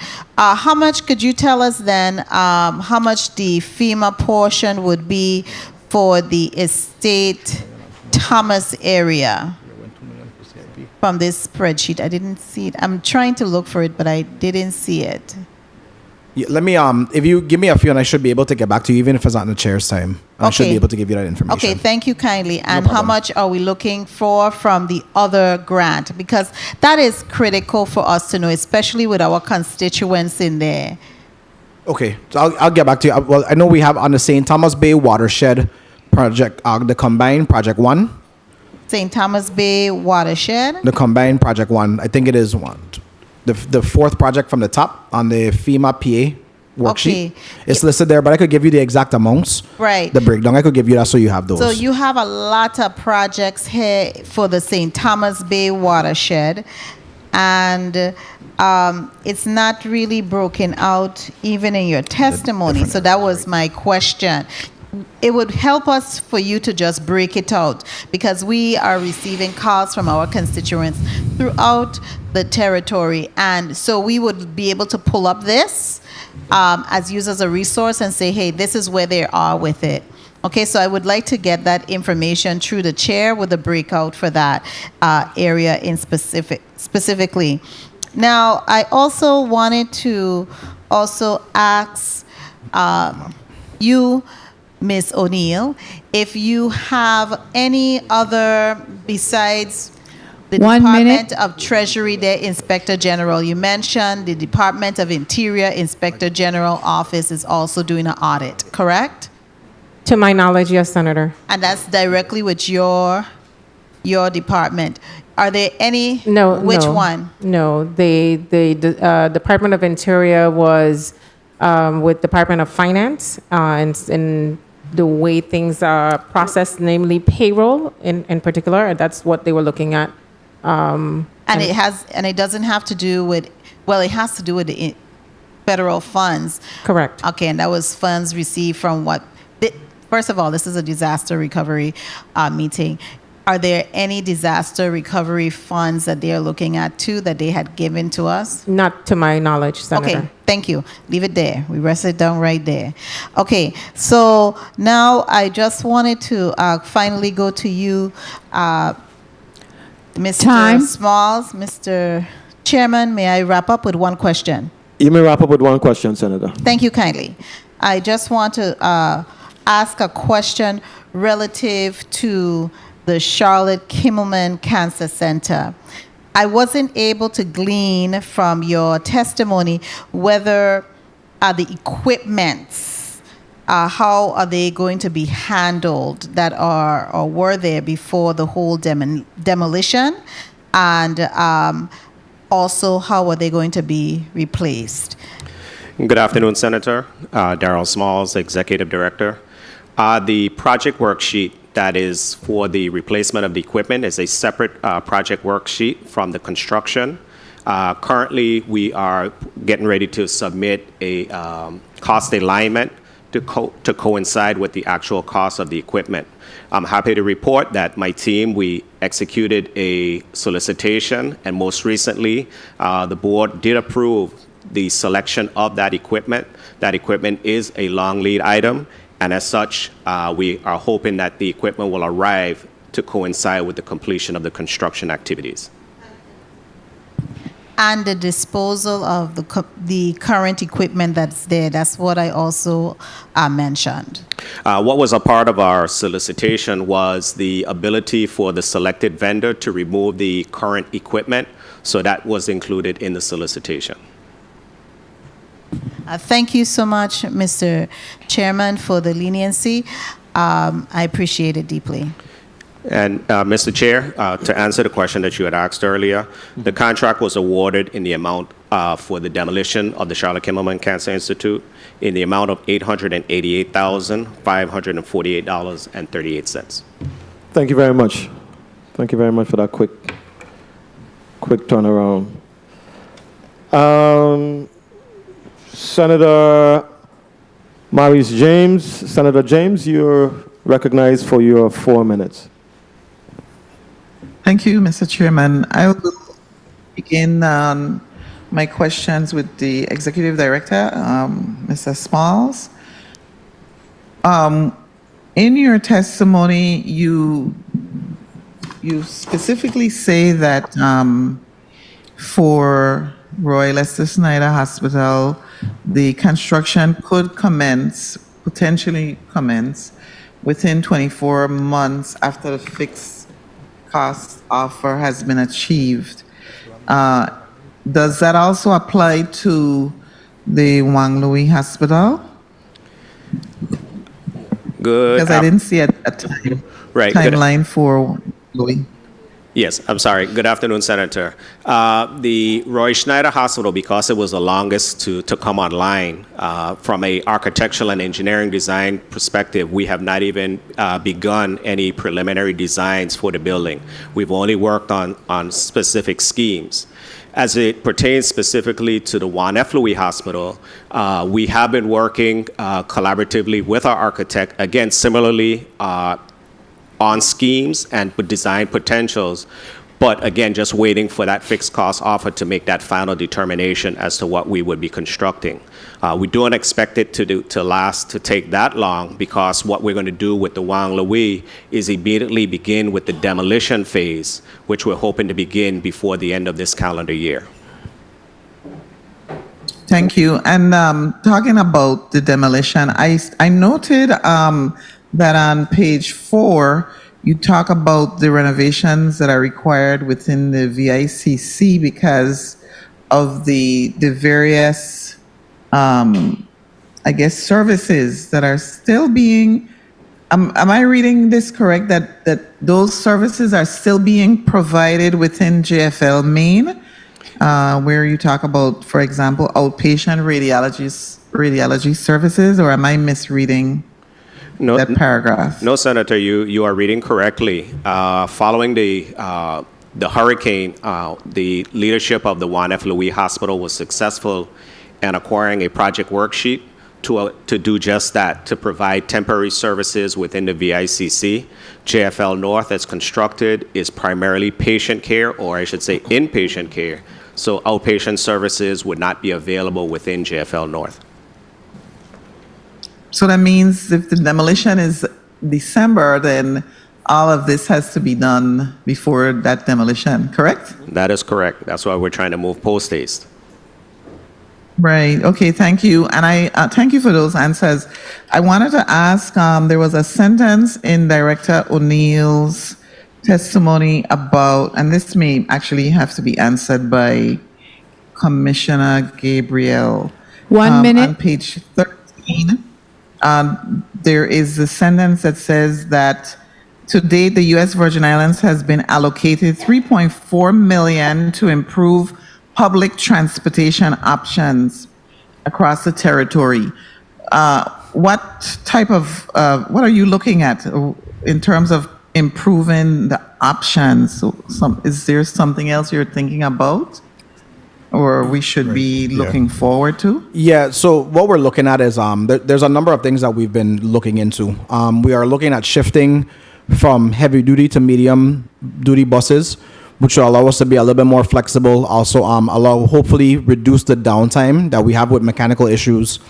We're also looking, I know we got some study money to look at doing new routes, changing the routes, as a lot of the traffic generators are moving throughout the district. And then, like I said earlier, we are looking to rehabilitate a few of our bus shelters on all 3 islands this summer.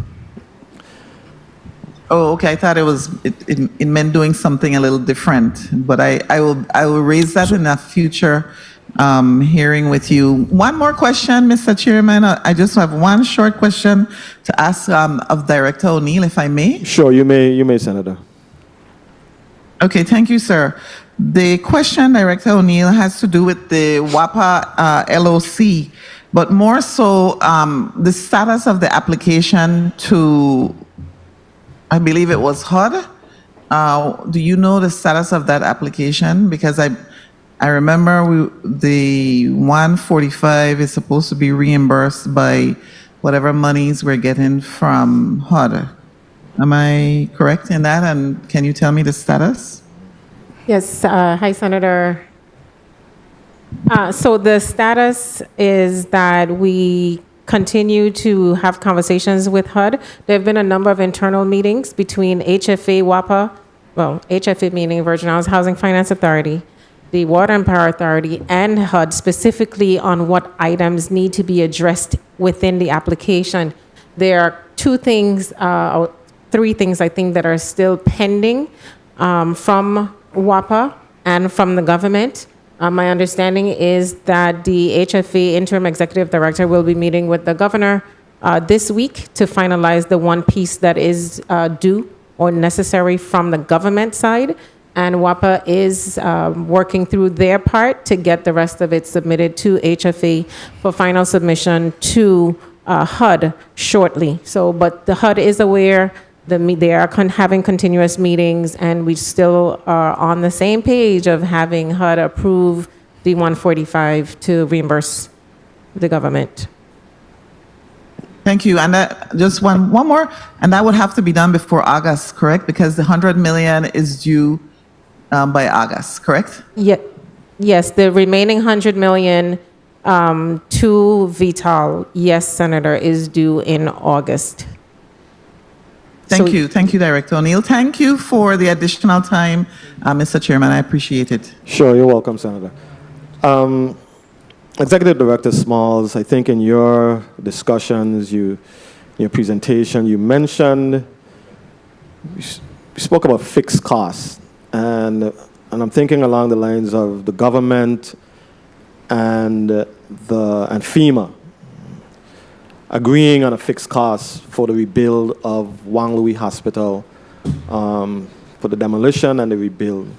How does that work with fixed costs? I mean, is there room for additional, is there any flexibility should that project exceed the projected amount? First of all, tell us exactly what the fixed cost process is, and how the whole process will work if we should exceed the project cost. That is an excellent question, Senator. Fixed cost offer is just that. Whatever the final cost they come up with, that is it. You will not get another penny thereafter. What goes into that now, that is why I talked about the long, arduous process. What started off was looking at our current facilities, a 250-bed facility. What would it cost to rebuild a 250-bed facility in today's market? Looking at every aspect of the hospital from a construction standpoint, and I say construction, not any equipment. What would it take to construct a facility of that type today? Then adding factors such as shipping, the increased costs compared to what we see on the mainland, like a 30 to 40% increase in costs for the same items. What we also look at is what we call the contract duration. I think I had a presentation before the board the other night, and I said that we looked at a theoretical design. The theoretical design was to look at what it takes to build that 250-bed facility, and we looked at it over a duration of about 10 years. And why we say 10 years, we factored in perhaps if we had 2 storms along the way, how long it's going to take to design, how long is it going to take for demolition.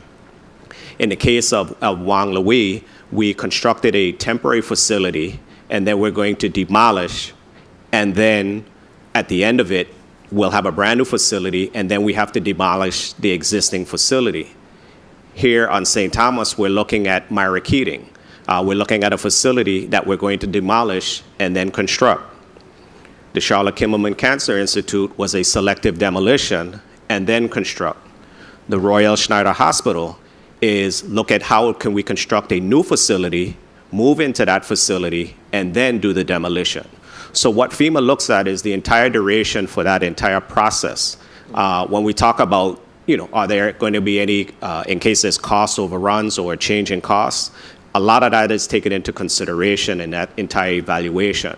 So a certain percentage, when the fixed cost offer is publicly identified, that is one thing that I want to caution all contractors who are going to be bidding on these projects, that ultimate price is not the construction price. It has a lot of escalation and cost factors that also go into it.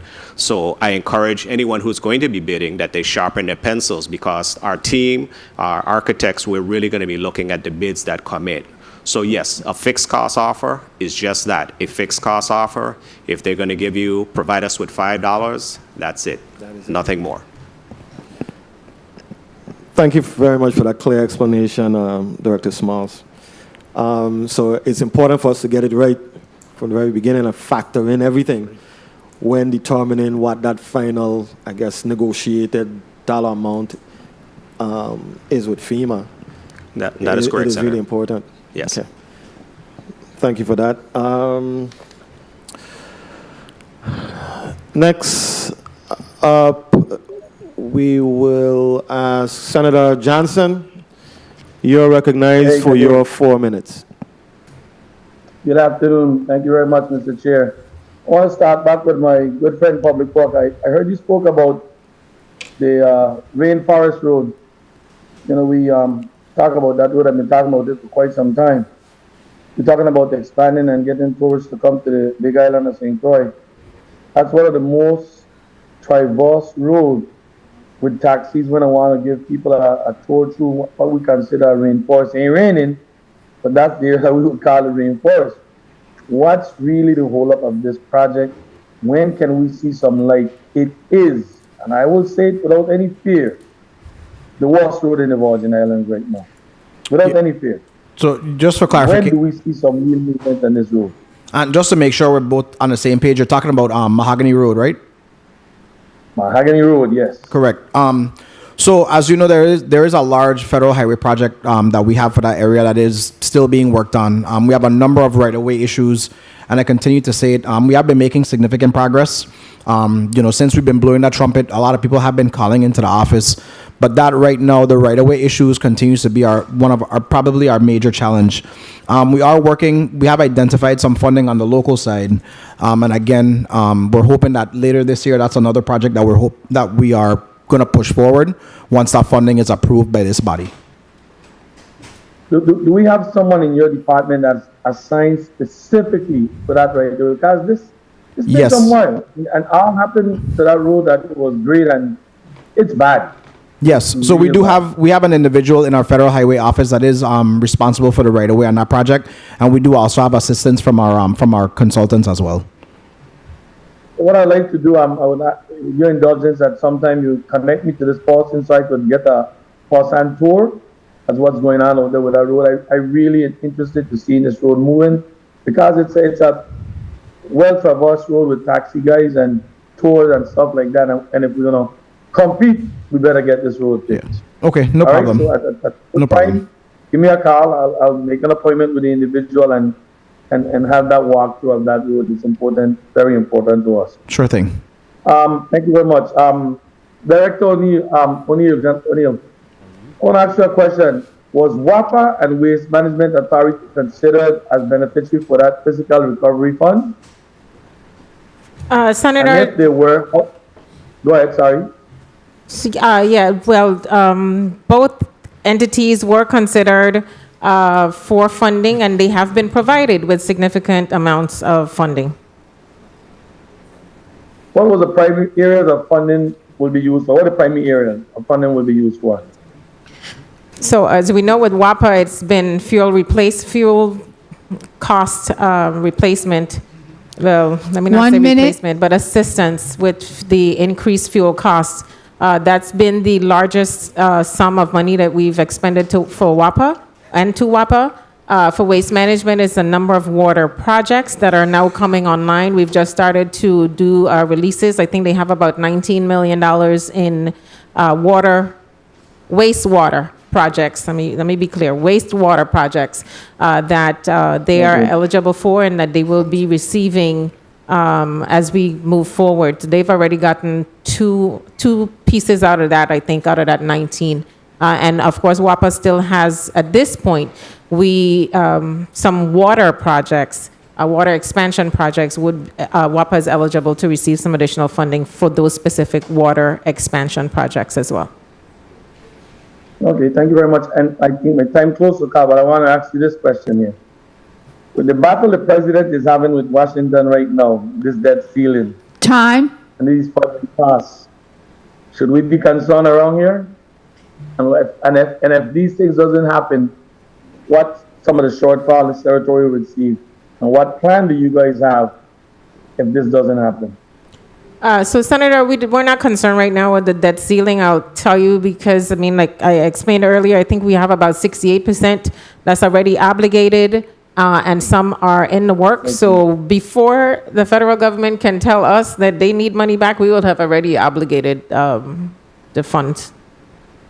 My time has been cut, but I wrap up on this. And that 68% is the 68% of what? The 12 billion? No, Senator, that's 68% of the 547 million in APA funds received by the territory. Okay. Thank you very much. Thank you very much, Mr. Chair. Thank you very much, Senator Johnson. Director O'Neill, at one point, I think early in this year or late last year, there was a push for us to sort of lobby the folks in Washington to waive the match. I know that was a big push. I haven't really heard anything about it since. I don't know, is that still something that we are kind of have a full court press moving towards, or have we pretty much taken a U-turn and decided that that's not feasible anymore? I wouldn't say that we've completely turned away from it. I think the delegate is still fighting that on some fronts, and Governor Bryan supports her, of course, in that. Of course, any waiver helps us. Right. You would note that the Department of Interior and the White House put out a press release earlier this year about the $200,000. That's something that actually was in place for quite a while, that $200,000 waiver of most grants. So they just made it more geared towards all grants. So we have that first $200,000 that we do not do a match on. Outside of that, yeah, like I said, the delegate is still looking to see if we can get additional waivers, especially on those FEMA projects. So we haven't turned our backs on it. Okay. Thank you very much for that. Senator Kenny Gittens, you're recognized for your 4 minutes.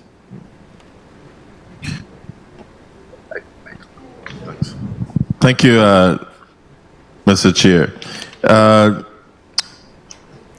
Let me go straight to Director Smalls.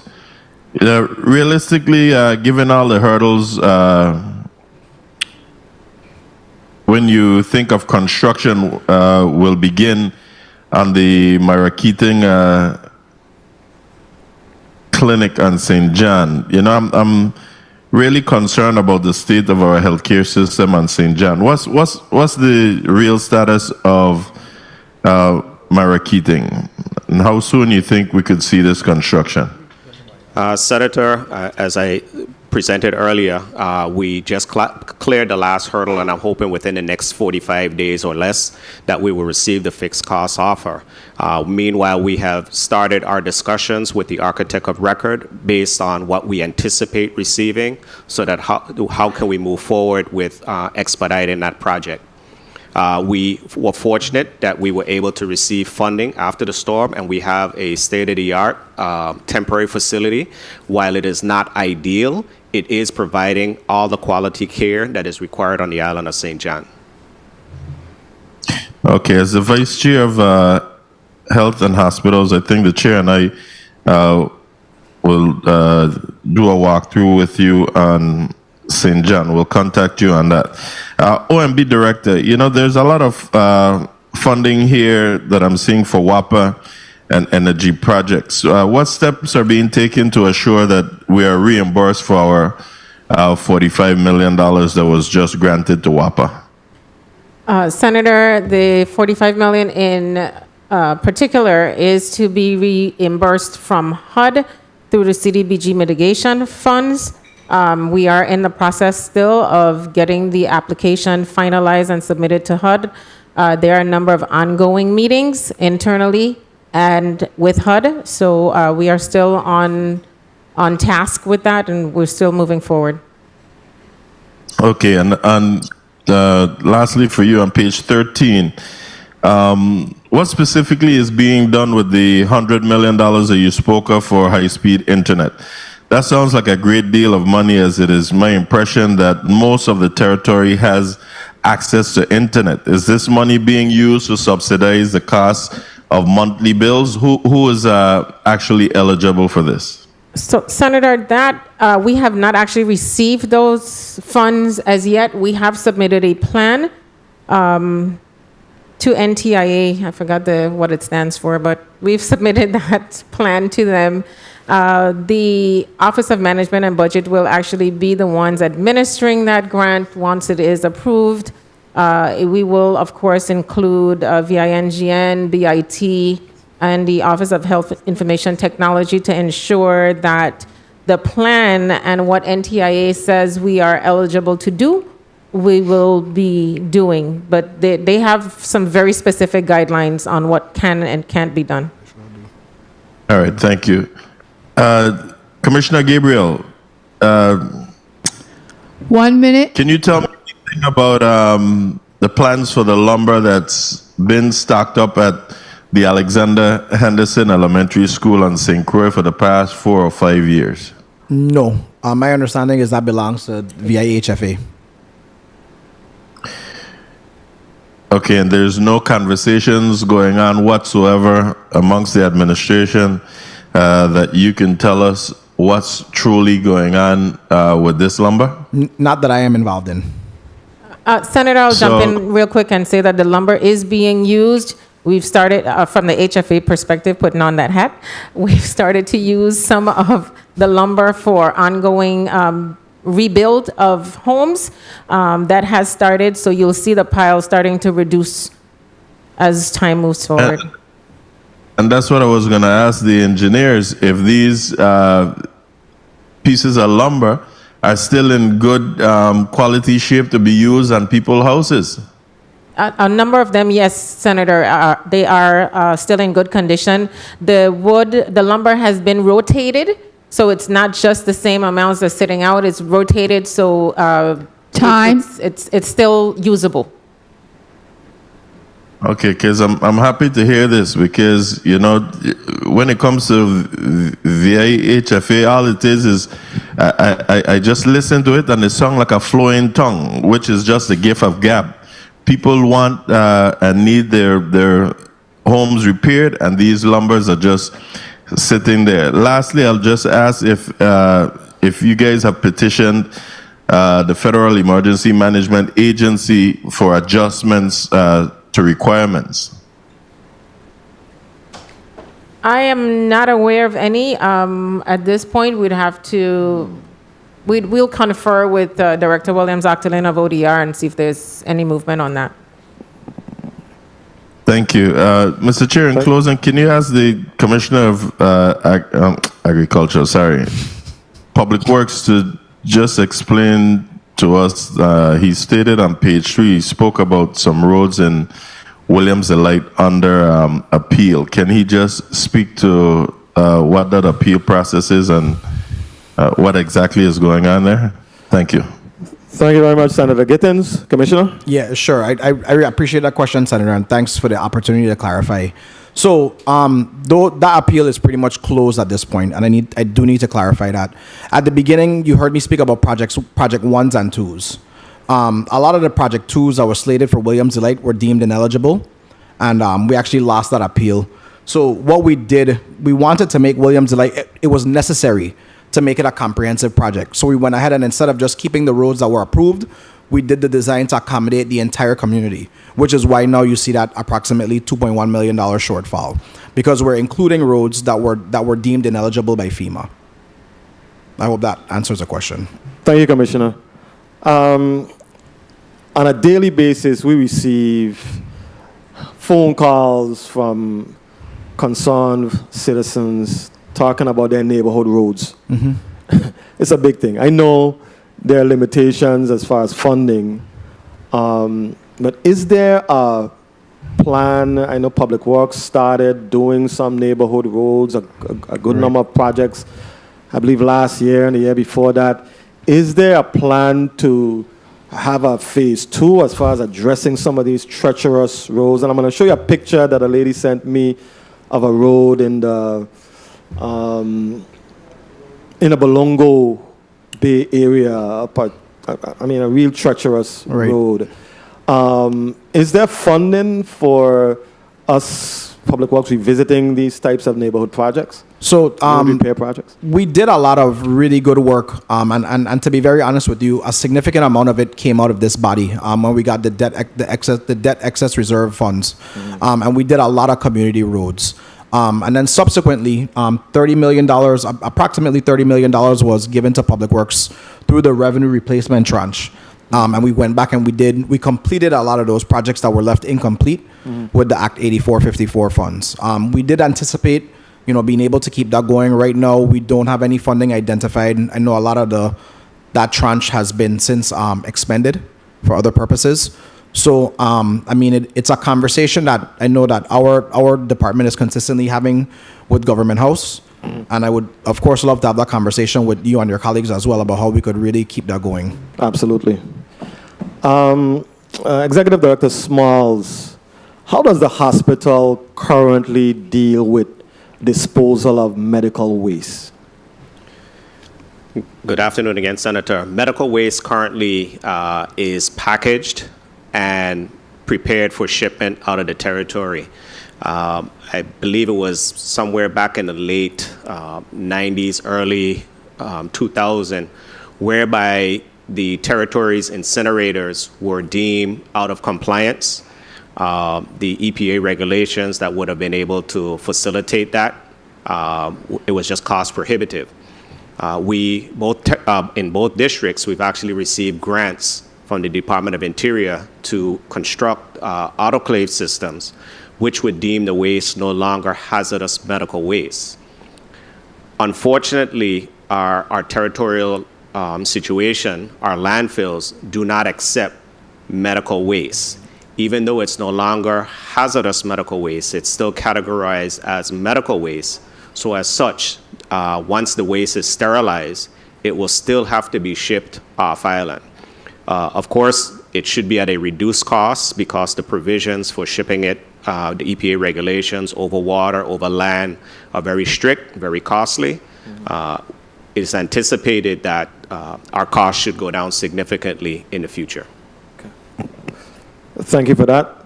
Senator Capehart, you're recognized for your 4 minutes.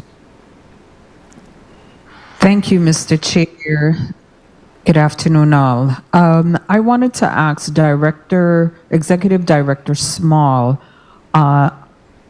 page 5 of your testimony, you made reference of the independent expert panel, which is an entity outside of FEMA, would have completed their review. Can you give me an explanation of who is the independent expert panel? Good afternoon, Senator. The Independent Expert Panel is a subsidiary under the Army Corps of Engineers. The Federal Emergency Management Agency, FEMA, after we've gone through the process to arrive, or the process to help arrive at a fixed cost offer, a number is generated. That independent review then takes a look at that number, determines if it needs to go up or it needs to be reduced when they're examining the entire package that had been produced by FEMA at that point in time. So they consider the rising inflation, increasing construction costs when they do their reviews? Absolutely, Senator. All of that is taken into consideration, and that is why the next step, the large project review, is to make sure that the independent review did not miss anything and to validate all of the numbers that have been generated. Thank you for that clarification. Because I always heard about this in this review panel, but I didn't know who it was made up of. As I want to say congratulations to the modular hospital, and I'm very concerned of the demolition of the Wang Lui Hospital. Can you give me a breakdown of how that demolition would happen, and if any of the residents in that area would be impacted from any kind of dust, any kind of environmental impacts? Just can you tell me how that demolition would happen? Yes, Senator. That demolition is going to be a very meticulous demolition process. There will be community announcement prior to the demolition phase. Unlike what we see typically when you see a demolition project, this wrecking ball just going and knocking a building down. There will be a lot of internal demolition, removal of doors, windows, anything internal of the building, and then you'll see a strategic dismantling of the building, removal of the roof, exterior walls, which will then be left with the steel frame, and then you'll start to see that come down. Of course, we have to take into consideration all the EPA regulations as well as the Department of Planning and Natural Resources regulations to ensure that we don't impact the surrounding community, our waterways, as well as any impacts to the road infrastructure as a result of moving all of this large equipment or large debris from the site. Thank you. Director O'Neill, I know we touched about the employee premium pay, the COVID stimulus funds. Particularly, I wanted to find out what was the status of Plaza Extra East with their 392 employees that have not received that funding. Senator, I do not have specifics on any particular business right now. We can have a conversation offline and speak to someone in my office, and we'll be happy to provide you with that information. Okay, I think, yes, this definitely warrants further discussion because, as you all know, that constituents call us, and 392 employees at Plaza Extra, they too feel that they did not get their COVID stimulus fund, and I just needed to inquire on that. So I will definitely reach out to you or your staff. Thank you. You're welcome. In response, there are a number of businesses who will say that they have not received payment, etc. And there's a number of reasons why, like they have not submitted an application or they have not submitted complete information, like the W-9s for all of the employees, etc. So there have been a number of cases where some employees have received the premium pay because we received information for them, and then there are a number of other employees at those same establishments who have not yet been paid because we don't have their information. So it is incumbent on the businesses and their HR staff to provide all of the information to OMB so that all of the employees can be processed.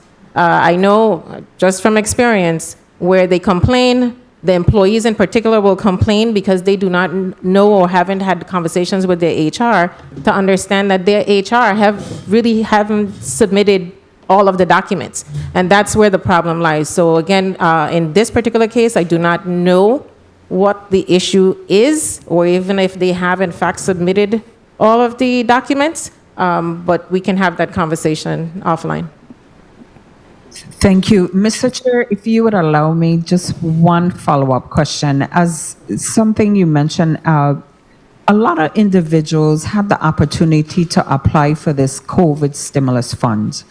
Can you tell me if, because of all this availability of funds, there were individuals that said that they had 10 employees and they actually only had one? Are you working with the Attorney General's office, or who are you working with to make sure that there's no fraud being done with these COVID stimulus funds? So, Senator, every business or entity that submits a request for premium pay has to certify that what the information they are providing is accurate. And so if we do in fact go back and find that there have been businesses who lied, then steps would be taken with those entities through the Department of Justice to get that rectified. At this point, based on certifications provided by businesses and other departments, including semi-autonomous, autonomous, entities and the judicial and legislative branches, we do not have reason to believe that we have paid out premium paid to any entity that may have lied. We don't know that is the case. So if you are aware of something, you can let us know and we can investigate further. Thank you, Mr. Chair. Thank you very much, Senator Capehart. You got that extra 2 minutes because it's your birthday today, Senator. So don't say you didn't get anything from the chair. Point of inquiry? I returned my birthday time. Senator Heiliger, you are recognized for your point of inquiry. Thank you. This is through the chair to Director O'Neill. This is for my edification as well as public information. One of the things that as a senator I kept getting asked, was the legislature eligible for premium pay? Absolutely, Senator. Okay. Meaning, when you say the legislature, you're talking about the senators? Well, not the senators per se, central staff. Yes, and central staff the has been employees. paid. Okay, because a lot of people have asked about that, and I was not privy to that. But to my knowledge, I figured getting that information so the public could better understand. Again, the program is for all eligible employees of any entity that worked during that And the period. essential workers you're saying from the legislature was paid. That's what you said? To my knowledge. Thank you. Thank you very much, Senator Francis Heiliger. Commissioner Gabriel, from my observation, it appears to me that the Department of Public Works is getting a large percentage of the funding through Virgin Islands Housing Finance Authority is going to Public Works. What are you doing with the funding? I see a complex look on your face, like really? So, I mean, I know right now in the current action plan, I believe we have $110 million slated for Veterans Drive. Okay. And I know we're in talks with HFA on how we could access that mitigation tranche. Okay. I think So I was just gonna say, that chunk is slated for Veteran Drive. Correct. The Veterans Drive. Okay. Correct. And I know we have we recently had a meeting with HFA, like I said, to try to figure out how we could gain access to that, because we do have last year we were awarded the RAISE grant for $25 million. So we are looking to make adjustments there as well. How are those talks going? Has it been fruitful discussion? So I think for us it really is a matter of trying to forge a path, because we have a timeline and a schedule that we're trying to fit in there, but we're trying to understand exactly when we'll gain access to the funding, which I think is still a sliding scale. Our recent conversations were at least to begin to get the documentation ready on our side so that we can apply for those funds. So it's in the action plan. We still have to apply for those funds and be approved by HUD before we can get access to that money. Okay. Okay. Thank you very much for your response, Commissioner. Senator Ray Fonseca, you're recognized for your 4 minutes, sir. Yes, thank you very much, Mr. Chair. I wanted to ask a question for both Darrell Smalls and also Commissioner Gabriel. Please recognize Senator Fonseca's microphone. Yes, thank you very much, Mr. Chair. I wanted to ask a question to Darrell Smalls and Commissioner Gabriel, because I remember, in fact, that Mr. Smalls actually served as the Commissioner of Public Works a while back. So I want to read something here for you I got it from RS Means Construction, and it says to construct a new 2-lane undivided road, it's about $2 million to $3 million per mile in rural areas and about $3 to $5 million in urban areas, and that's from RS Means. So, Darrell, I wanted to ask you first, Mr. Smalls. When you was in the Commissioner of Public Works, approximately how much was the cost per mile to construct a road? And then, Mr. Gabriel, I want you to answer that same question. Senator, if I may, RS means is not applicable to the United States Virgin Islands. We are using it as a national tool right now because it has a lot of parameters in there. But you can extrapolate that if you use it based on today's numbers, you can add at least 30 to 40% to those costs in RS means. During my tenure as a commissioner, we were looking at approximately $1 million per mile to do all the proper improvements to a road, sidewalks, drainage, and reconstruction of a road. Okay, and Commissioner Gabriel, what is the cost now? Yeah, I think, to Director Smalls' point, he is correct. Right now, we're seeing about $2 to $3 million a mile when you include all of the different improvements, sidewalks, drainage, striping, etc. Okay, so when you receive bids, it's about $2 to $3 million per mile? And sometimes in excess of. Okay. Because remember, right now, again, you're dealing with a limited contractor pool as well. Okay. And you just mentioned that the Veteran Drive was 110 million. How long is that road? What was the amount for the Veteran Drive you mentioned? Yeah, I'll ask Mr. McLean to respond. Yeah, clarify, please. Please recognize Mr. McLean's microphone. Testing. Jomo McLean, Highway Program Manager. So the 110 million is for phase 2, which is approximately almost a mile. A mile, okay, so they telling me it's 3 million a mile and this one here is 110 million a mile. Okay, I guess it got some goal in it. But let we go on here. I wanted to ask you a question here, right? Because I can see that maybe this is a good suggestion. 1 minute. Right? You have some backhoes here with the graders, right? In the front, that's the big thing that you can load a truck. So I know that you're short staffed. I remember Public Works used to be a big department and it was split up. But going back to the Bovoni roads, right? You say you didn't have a grader, but you have the backhoe loaders. You can take the back of them on some of the road and grade it, and then you compact it so that they could last for a while. Because we're talking about roads that are dirt. These roads are not even asphalt. So, do you have sufficient staffing? Tell me, because if you need staffing to do these things, we need to know, because you can hear the myriad of questions coming from the whole Virgin Islands about roads. So do you have enough staffing, Commissioner Gabriel? So, Derek Gabriel, Commissioner, Department of Public Works. We have operators. We have heavy equipment operators. Again, and I mentioned it earlier, the challenge is we do have a lot of issues with our heavy equipment, so not all of it is functioning at the moment. Mm-hmm. We could look into it, like I said. We could definitely look into doing something to repair it out there in-house. Yeah, thank you, because, we, in the meantime, while you're doing it, Mr. Chair, may I just finish my... Yes, you may, Senator. Thank you, Mr. Chair. Because in the meantime, while you're doing, this $110 million for the 1 mile, they got a lot of other little roads that need a little grader go on it. You level it off, you compact it, and, put some gravel and stuff so that we can get these things, because we can understand you can't get to all of them one time, but the people them are transversing these roads, and so they need that assistance. Thank you, Mr. Chair, for your diligence.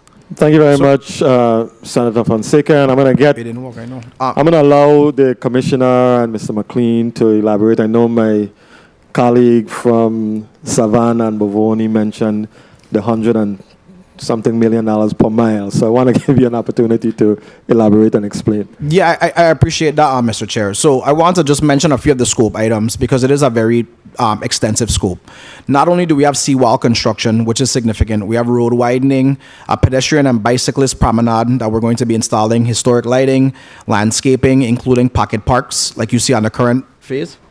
Fill, which has to be done, green space as well, and parking. The scope is very extensive, and anytime we're looking at doing, let's say construction from the water side, that does include a significant mobilization of resources that has to come for that. So that's why you see that, and that costs for the project. I will also tell you, we recently attended a workshop with our other territorial partners, and they're seeing even more significant cost escalation on some similar projects that they have. And I will tell you, Senator Fonseca, they were asking us for our pointers and tidbits on how we got phase one that was about $48 million executed in such a short space of time. So I mean, you're seeing it not just here in the U.S. Virgin Islands, but all across the nation and with our other territorial partners as well. Point of information. Senator Fonseca, you're recognized for your point of information. Yes, thank you very much, Commissioner Gabriel, for that additional information. And thank you very much for the response. Thank you for the time, Mr. Chair. Thank you very much, Senator Fonseca. Senator Fred Gregory, you are recognized for your 4 minutes. Thank you. Thank you, Mr. Chair. Director Gabriel, so I read your testimony, and you were very specific to, what did I say? It's okay. Commissioner Gabriel. It's okay. You know how we live. Yeah, it's okay. You know how we live. We're longtime family friends. It's okay. Actually, we're family. So, the Office of Highway Engineering, you have major projects there. You have a number of projects, FEMA-related projects, etc. But one of the things that you didn't do, you talked about the projects started, etc., and where you are with some of the projects. But is there a reason why you don't indicate what your timeline as to the completion timeline is on your projects? So some of the projects, we do have estimated completion timelines. Some of them we've been having to extend. We've seen significant supply chain issues. I mean, it's really, we've seen cost escalation that has made a lot, to use Director Smalls' point, has made a lot of our contractors go back and sharpen their pencils. Some of them, I know one we just had, we're in the process of executing a change order to give the contractor another 120 days because of some of what we're seeing. And that's totally understandable, but I believe that, you know, as you bring your testimony before the institution, we should see some timelines. I know that from time to time we could have unreasonable conversations, but the goalposts could move because it's based on what you're saying, you have different challenges. But I would like to see that you would at least have some sort of a timeline to completion when you come back the next time and you have to present. Then you say, this is why we didn't meet this timeline, because we know that we have challenges. These challenges that we have are not unique to the Virgin Islands when it comes to supply and demand, if you will, now because of all that has happened as a result of COVID. But people would like to see, they would like to at least have some excitement about where we're going. Okay. But I see that you've started a number of projects, but I have no idea, like, when we're going to see these projects completed, an idea, it's just not here. So that's something that I would strongly recommend that you consider doing in the future, okay? Even if you have, and you make it clear that there are challenges and we may have to move the goalposts, but some information regarding what you're anticipating is important. Director O'Neill, very quickly, page 12 of your testimony. You made reference to the highway and bridges and a number of other projects, internet, water, public transit, clean energy and power, 1 minute, etc. Right? So these funds are anticipated funding.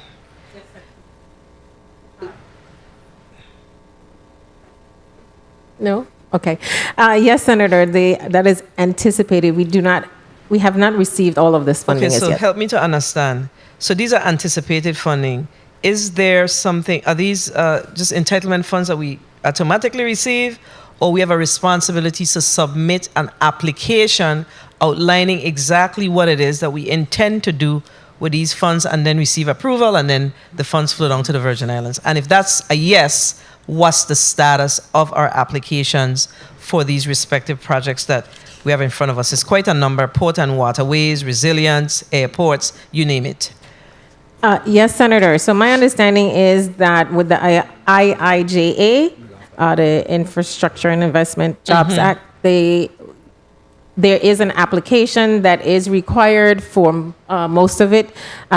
Commissioner Gabriel can speak to most of them because they tie under him. All right. Well, this was your testimony, right? Yes. Just want to read it. Okay, good. Yes. Whomever. Yeah, so our federal highway allotment automatically is going to come over the next 5 years. That's actually going to be added to our regular allotment. And then the FTA funds, we just have to apply through the federal system, TRAMS, to get access to those funds. And do we have some anticipated timeline as to when we're going to do that? I know we have a lot of projects. It's just, this is an overwhelming time with projects, Right. but have we prioritized those that are critical to us for the now or for the next 2 years and moving? Yes, the short answer is yes. I know on the federal highway side, we've already, we've moved that money that we've gotten already into the design phase for existing projects that we're pushing forward. So like a project, let's say like the Rappoon Hill expansion, we've identified some significant funding there. Mr. Chair, 1 second. Okay. My time has been called, but I think that we're having a little confusion with your responses. Can I Yes, you may. clear it up? Okay. Go ahead. So basically what I'm asking is, for instance, you have and I don't know who all they belong to. We could make assumptions. You have the Clean Energy and Power. Right, that's Energy Office. You have, right. So the question that I have specifically is there an application that is necessary for those respective agencies that are responsible? Who's working with them? When are these applications going to happen? And the reason why I'm asking this question is because I'm a firm believer that what gets monitored gets done. So if we monitoring it, we don't know what's happening. Right. So, Senator, yes, their applications are required for most of these, and we, meaning OMB and ODR, will continue to work with those agencies who are identified or specifically for these to ensure that applications are submitted. We have plans in place, and we know how and when that funding will be coming and spent so that we can continue to monitor. But that will be a OMB ODR task. Thank you, Mr. Chair, for the time. I'm going to ask through the chair, I would like to ask that the Office of ODR as well as OMB in conjunction, both offices in conjunction with each other, provide to this body a report on the, IIJA? Yes. Funds as it relates to the anticipated application timelines, etc. Thank you, Mr. Thank you very much. Director O'Neill? Yes. You heard the request. And thank you. we'll reach out to ODR. Next up, Senator Alma Francis Heiliger. You're recognized for your 4 minutes. Good afternoon once again to my colleagues, people of the territory. My first set of questions I want to direct to Mr. Smalls. One of the things we have to deal with here is individuals dealing with cancer and quite a bit of people having to go off island. Tell me what the progress or how far along are we and where are we when it comes to the Charlotte Kimmelman Center, and what are some of the things that potentially will be coming on board with the rebuilding of this center? Senator, as I indicated, we just completed the demolition phase. We're right now in the procurement phase. We have a mandatory walkthrough tomorrow and Wednesday for contractors who hopefully by June 14th will submit their prospective proposals, after which we will select a contractor and we could move to a notice to proceed by September. That's the building. I appreciate that part. How do you guys plan on outlining the services at the center? Do you guys have an outline as to what all you guys will be offering this time around, or are we sticking to the same standards that we had previously? I wouldn't necessarily say that we're sticking to the same standards. I think the quality of care that we'll be able to provide with the new state-of-the-art equipment between the linear accelerator and the CT simulator. We're also considering the addition of PET-CT, which is going to help with the treatment of cancers. It will definitely improve the quality of what the physicians will be able to provide. I think that coupled with the brand new facility, we'll be able to offer much more in the way of services to the people of the Virgin Islands. Definitely, and I'm personally looking forward to it because my office gets inundated with individuals that want to come home, and they're just looking forward to hearing a deadline and how far along we are, because they want to be home with their friends and family and people that could help them through the process, as opposed to be living away and there's no real support.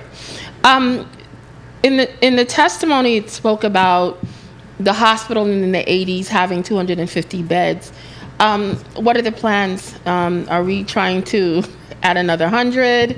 What are the thought process behind potentially getting more beds? Because one of the things that I get a lot of phone calls about is no beds in the hospital. People going into emergency room. I heard a story today with an individual that came straight out of a 30-something hour surgery and had to sit down holding their hand because they couldn't even get a room. I had another conversation with another individual that spoke about a young lady 1 minute ingesting something laced and had an entire psychotic break. They had to send her back home. There's no space. So how are we going to fix that aspect and potentially improve on the amount of beds in the hospitals? Senator, one thing from the late 80s, where we had 250 beds, patient care or how we treat patients is a lot different today. Okay. Gone are the days where a person stays in a hospital 4 or 5 days or a week. So reducing it? Excuse me? Are we going to be reducing that number? Or I wouldn't say that we're going to reduce it. Okay. I'm not privileged to come out and say that today. Okay.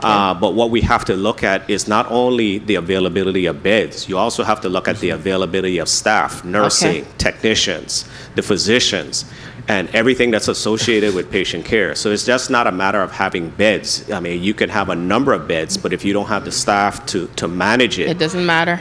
It doesn't matter. Time. Thank you. May I ask a final question, please? Yes, you may, Senator. I appreciate you. While I was sitting here, I had a conversation earlier with Director O'Neill, and we were talking about the Premium Pay program, and I got a constituent, because I want to make sure that we have it clear on the record. When I asked the question specifically about the legislature being able to receive funding for premium pay, and I asked about central staff. I think you had also said senators, but I don't want the public to hear something different. So did you specifically say that senators' offices as well as central staff was entitled, or they could have applied for premium pay, or was it just limited to the central staff? So, Senator, again, this is for public education as well as my own, because understood. I was not aware, and I want to make sure the public gets the right information. So again, it is for employees who worked during that time, not from home, had to come into the office, as long as the entity, whatever entity, deemed them eligible and submitted their names with all supporting information. We did not question. Only thing I'm trying to clear up, were senators included as those employees? That's what I want the public to hear, that they were not. No, senators were not included. Thank you. Appreciate it. Thank you very much, Senator Francis Heiliger. Executive Director. Director O'Neill, I wanted to ask you, the last time we were here, I think we had ODR and Housing Finance Authority here with us, and there was some talk, and I heard the governor mention it sometime recently too. There was some talk about shifting some of the responsibilities that Housing Finance Authority had, and I know you sit on the Housing Finance Authority board, shifting it to the Office of Disaster Recovery. I just kind of heard something general and broad put out there. I just wanted to know where are we with that? Is that something that is seriously being worked on? What sort of time frame are we talking about? And what components are we talking about shifting possibly to ODR? Senator, I think to my understanding, it is still very much in play or being considered. It is something also that would have to be approved by HUD.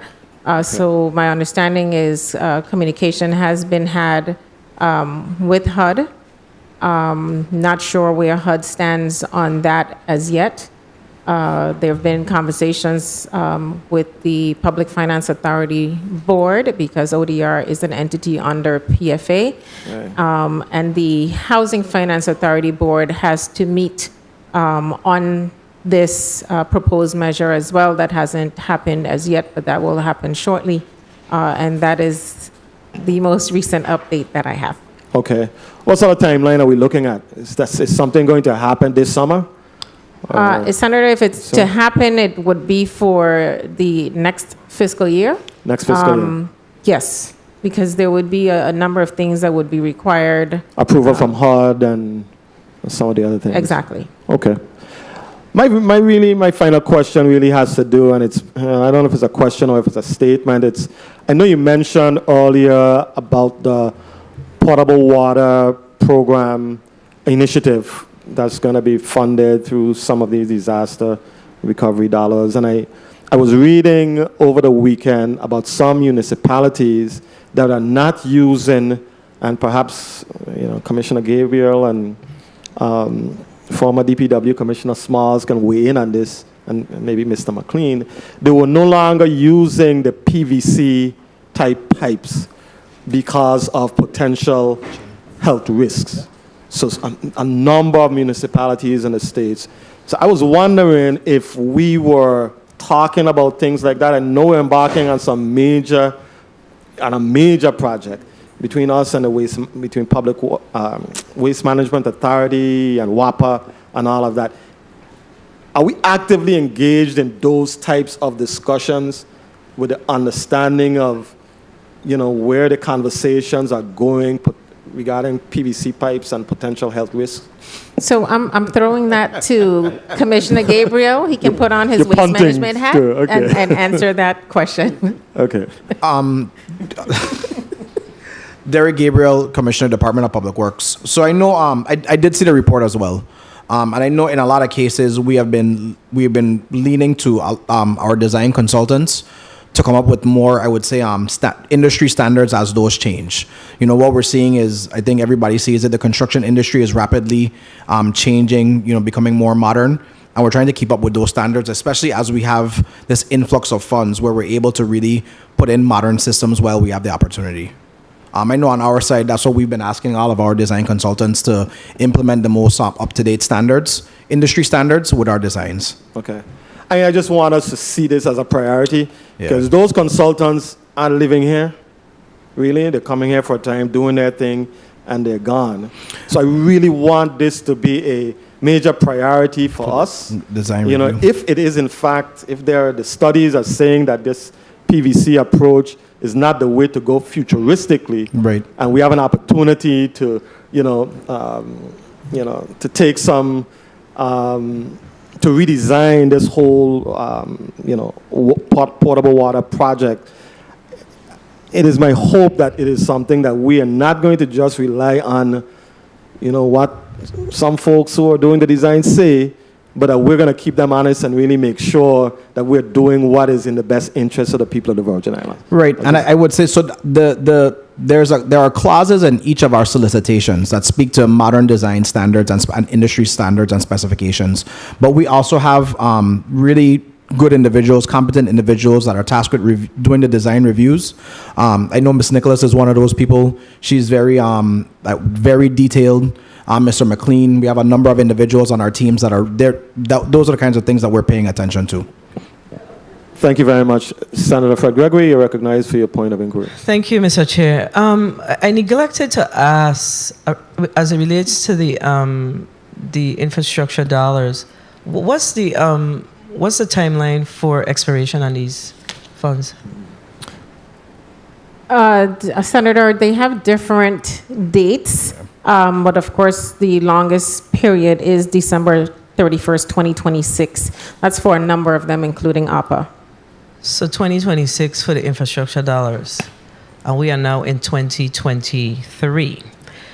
And, well, it says 70 over 5 year. Are you sure it's not longer than that? Most of them are. There are some that will go past that based on their requirements. So The reason why I'm one that he asking the has question- is raised, I think that it's 5 years. Mr. Chair, if you'll allow me, so if we're having a 2026 conversation, we should have received funding from 2022, so that's why 2026 would make sense, now that you're saying that, right?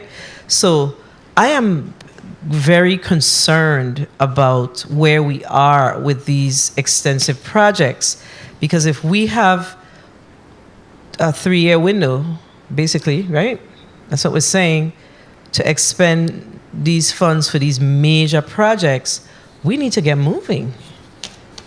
Yeah, we don't have time on these projects.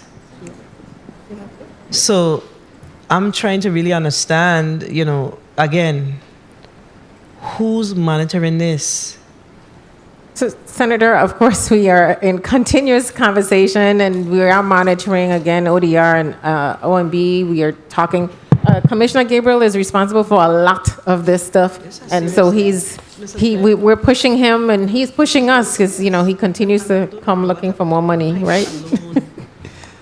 So, Mr. McLean has some additional information.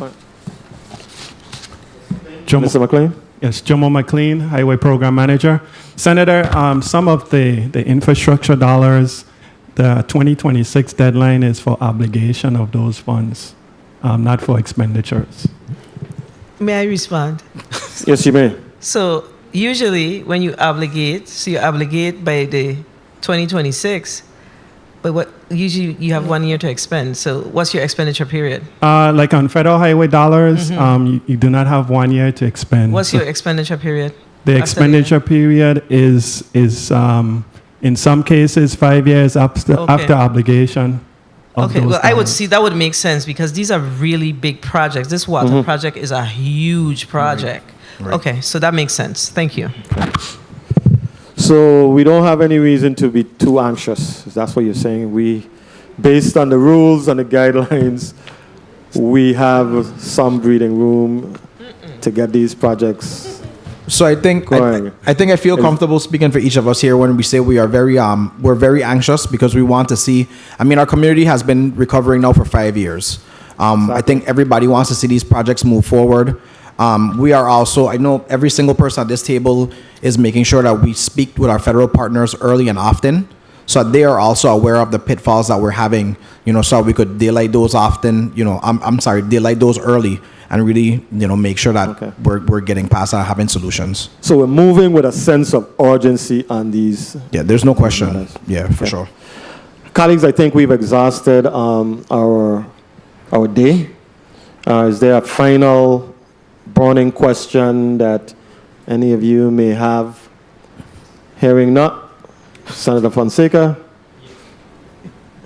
Yes, to Commissioner Gabriel. One quick question. Do you think it would be cost effective if you was to increase your staff to have a bigger road crew? It's a good question. So we've been doing a considerable amount of patching over the last couple of years, and we've really done a lot of repairs, as many repairs in-house. And there's a number of projects that, similar projects that you've talked about, which we've been able to address in-house, not just using our own heavy equipment and actual asphalt from the plants, but also, working with some of our contractors as well, like if they're in the area, to make ancillary repairs. I think we have been, more staff is always good. I think you run into the challenge, though, of, that temporary repairs versus permanent repairs, and that using funds, like double dipping, if you will, like using funds twice when we really need to be trying to fix every road in a territory just about. So, yeah. Thank you. Thank you very much, Mr. Chair. Thank you very much. Colleagues, we have exhausted our line of questions for today.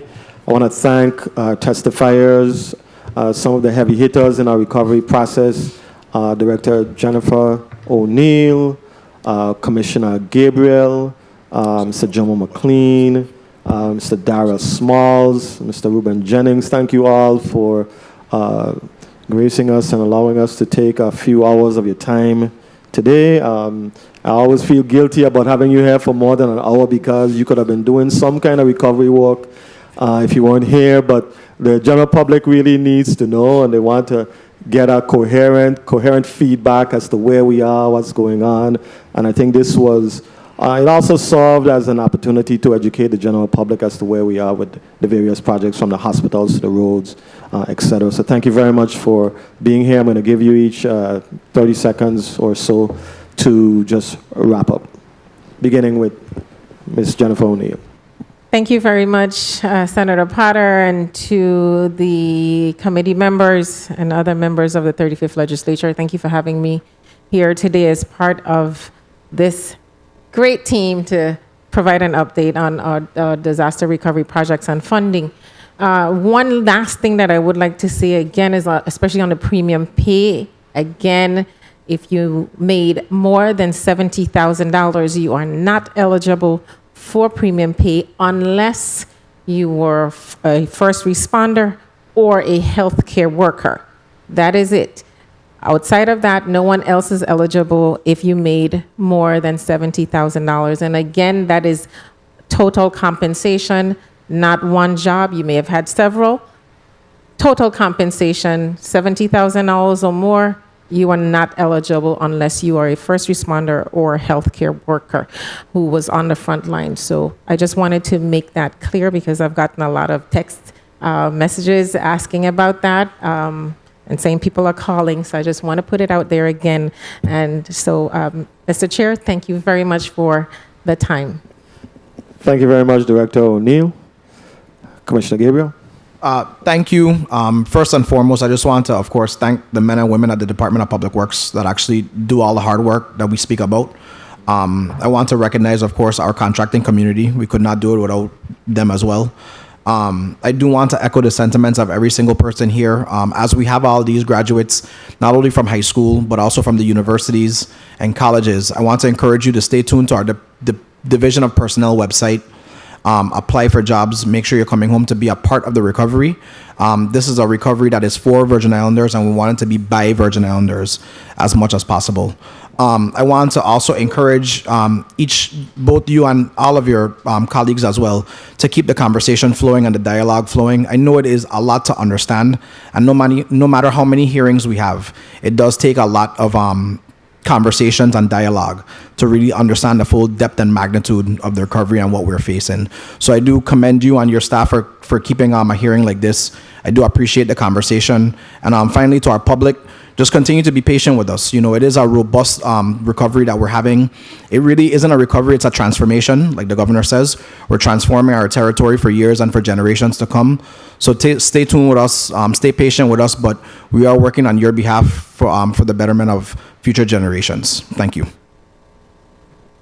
Thank you very much, Commissioner Gabriel. Executive Director Smalls. And thank you, Senator. Just to echo the sentiments, on behalf of the Territorial Hospital Redevelopment Team, and more importantly, to the community who is dependent on healthcare in the territory, we want to assure you that our hospitals are #1 priority for us. And of course, I want to thank the Territorial Board, and I have to thank my board member who is here today, one of my bosses, Director O'Neill, as well as the executive leadership of the respective hospitals, and of course, to my robust team. We have a lot of work to do, and we're going to continue to grow because we have a mission, and that is to build brand new, state-of-the-art, resilient healthcare facilities for this territory. Thank you very much, Executive Director Smalls. Thank you, team, for all that you do. The Committee on, I almost said rules, the Committee on Disaster Recovery and Planning, Infrastructure and Planning is now officially adjourned.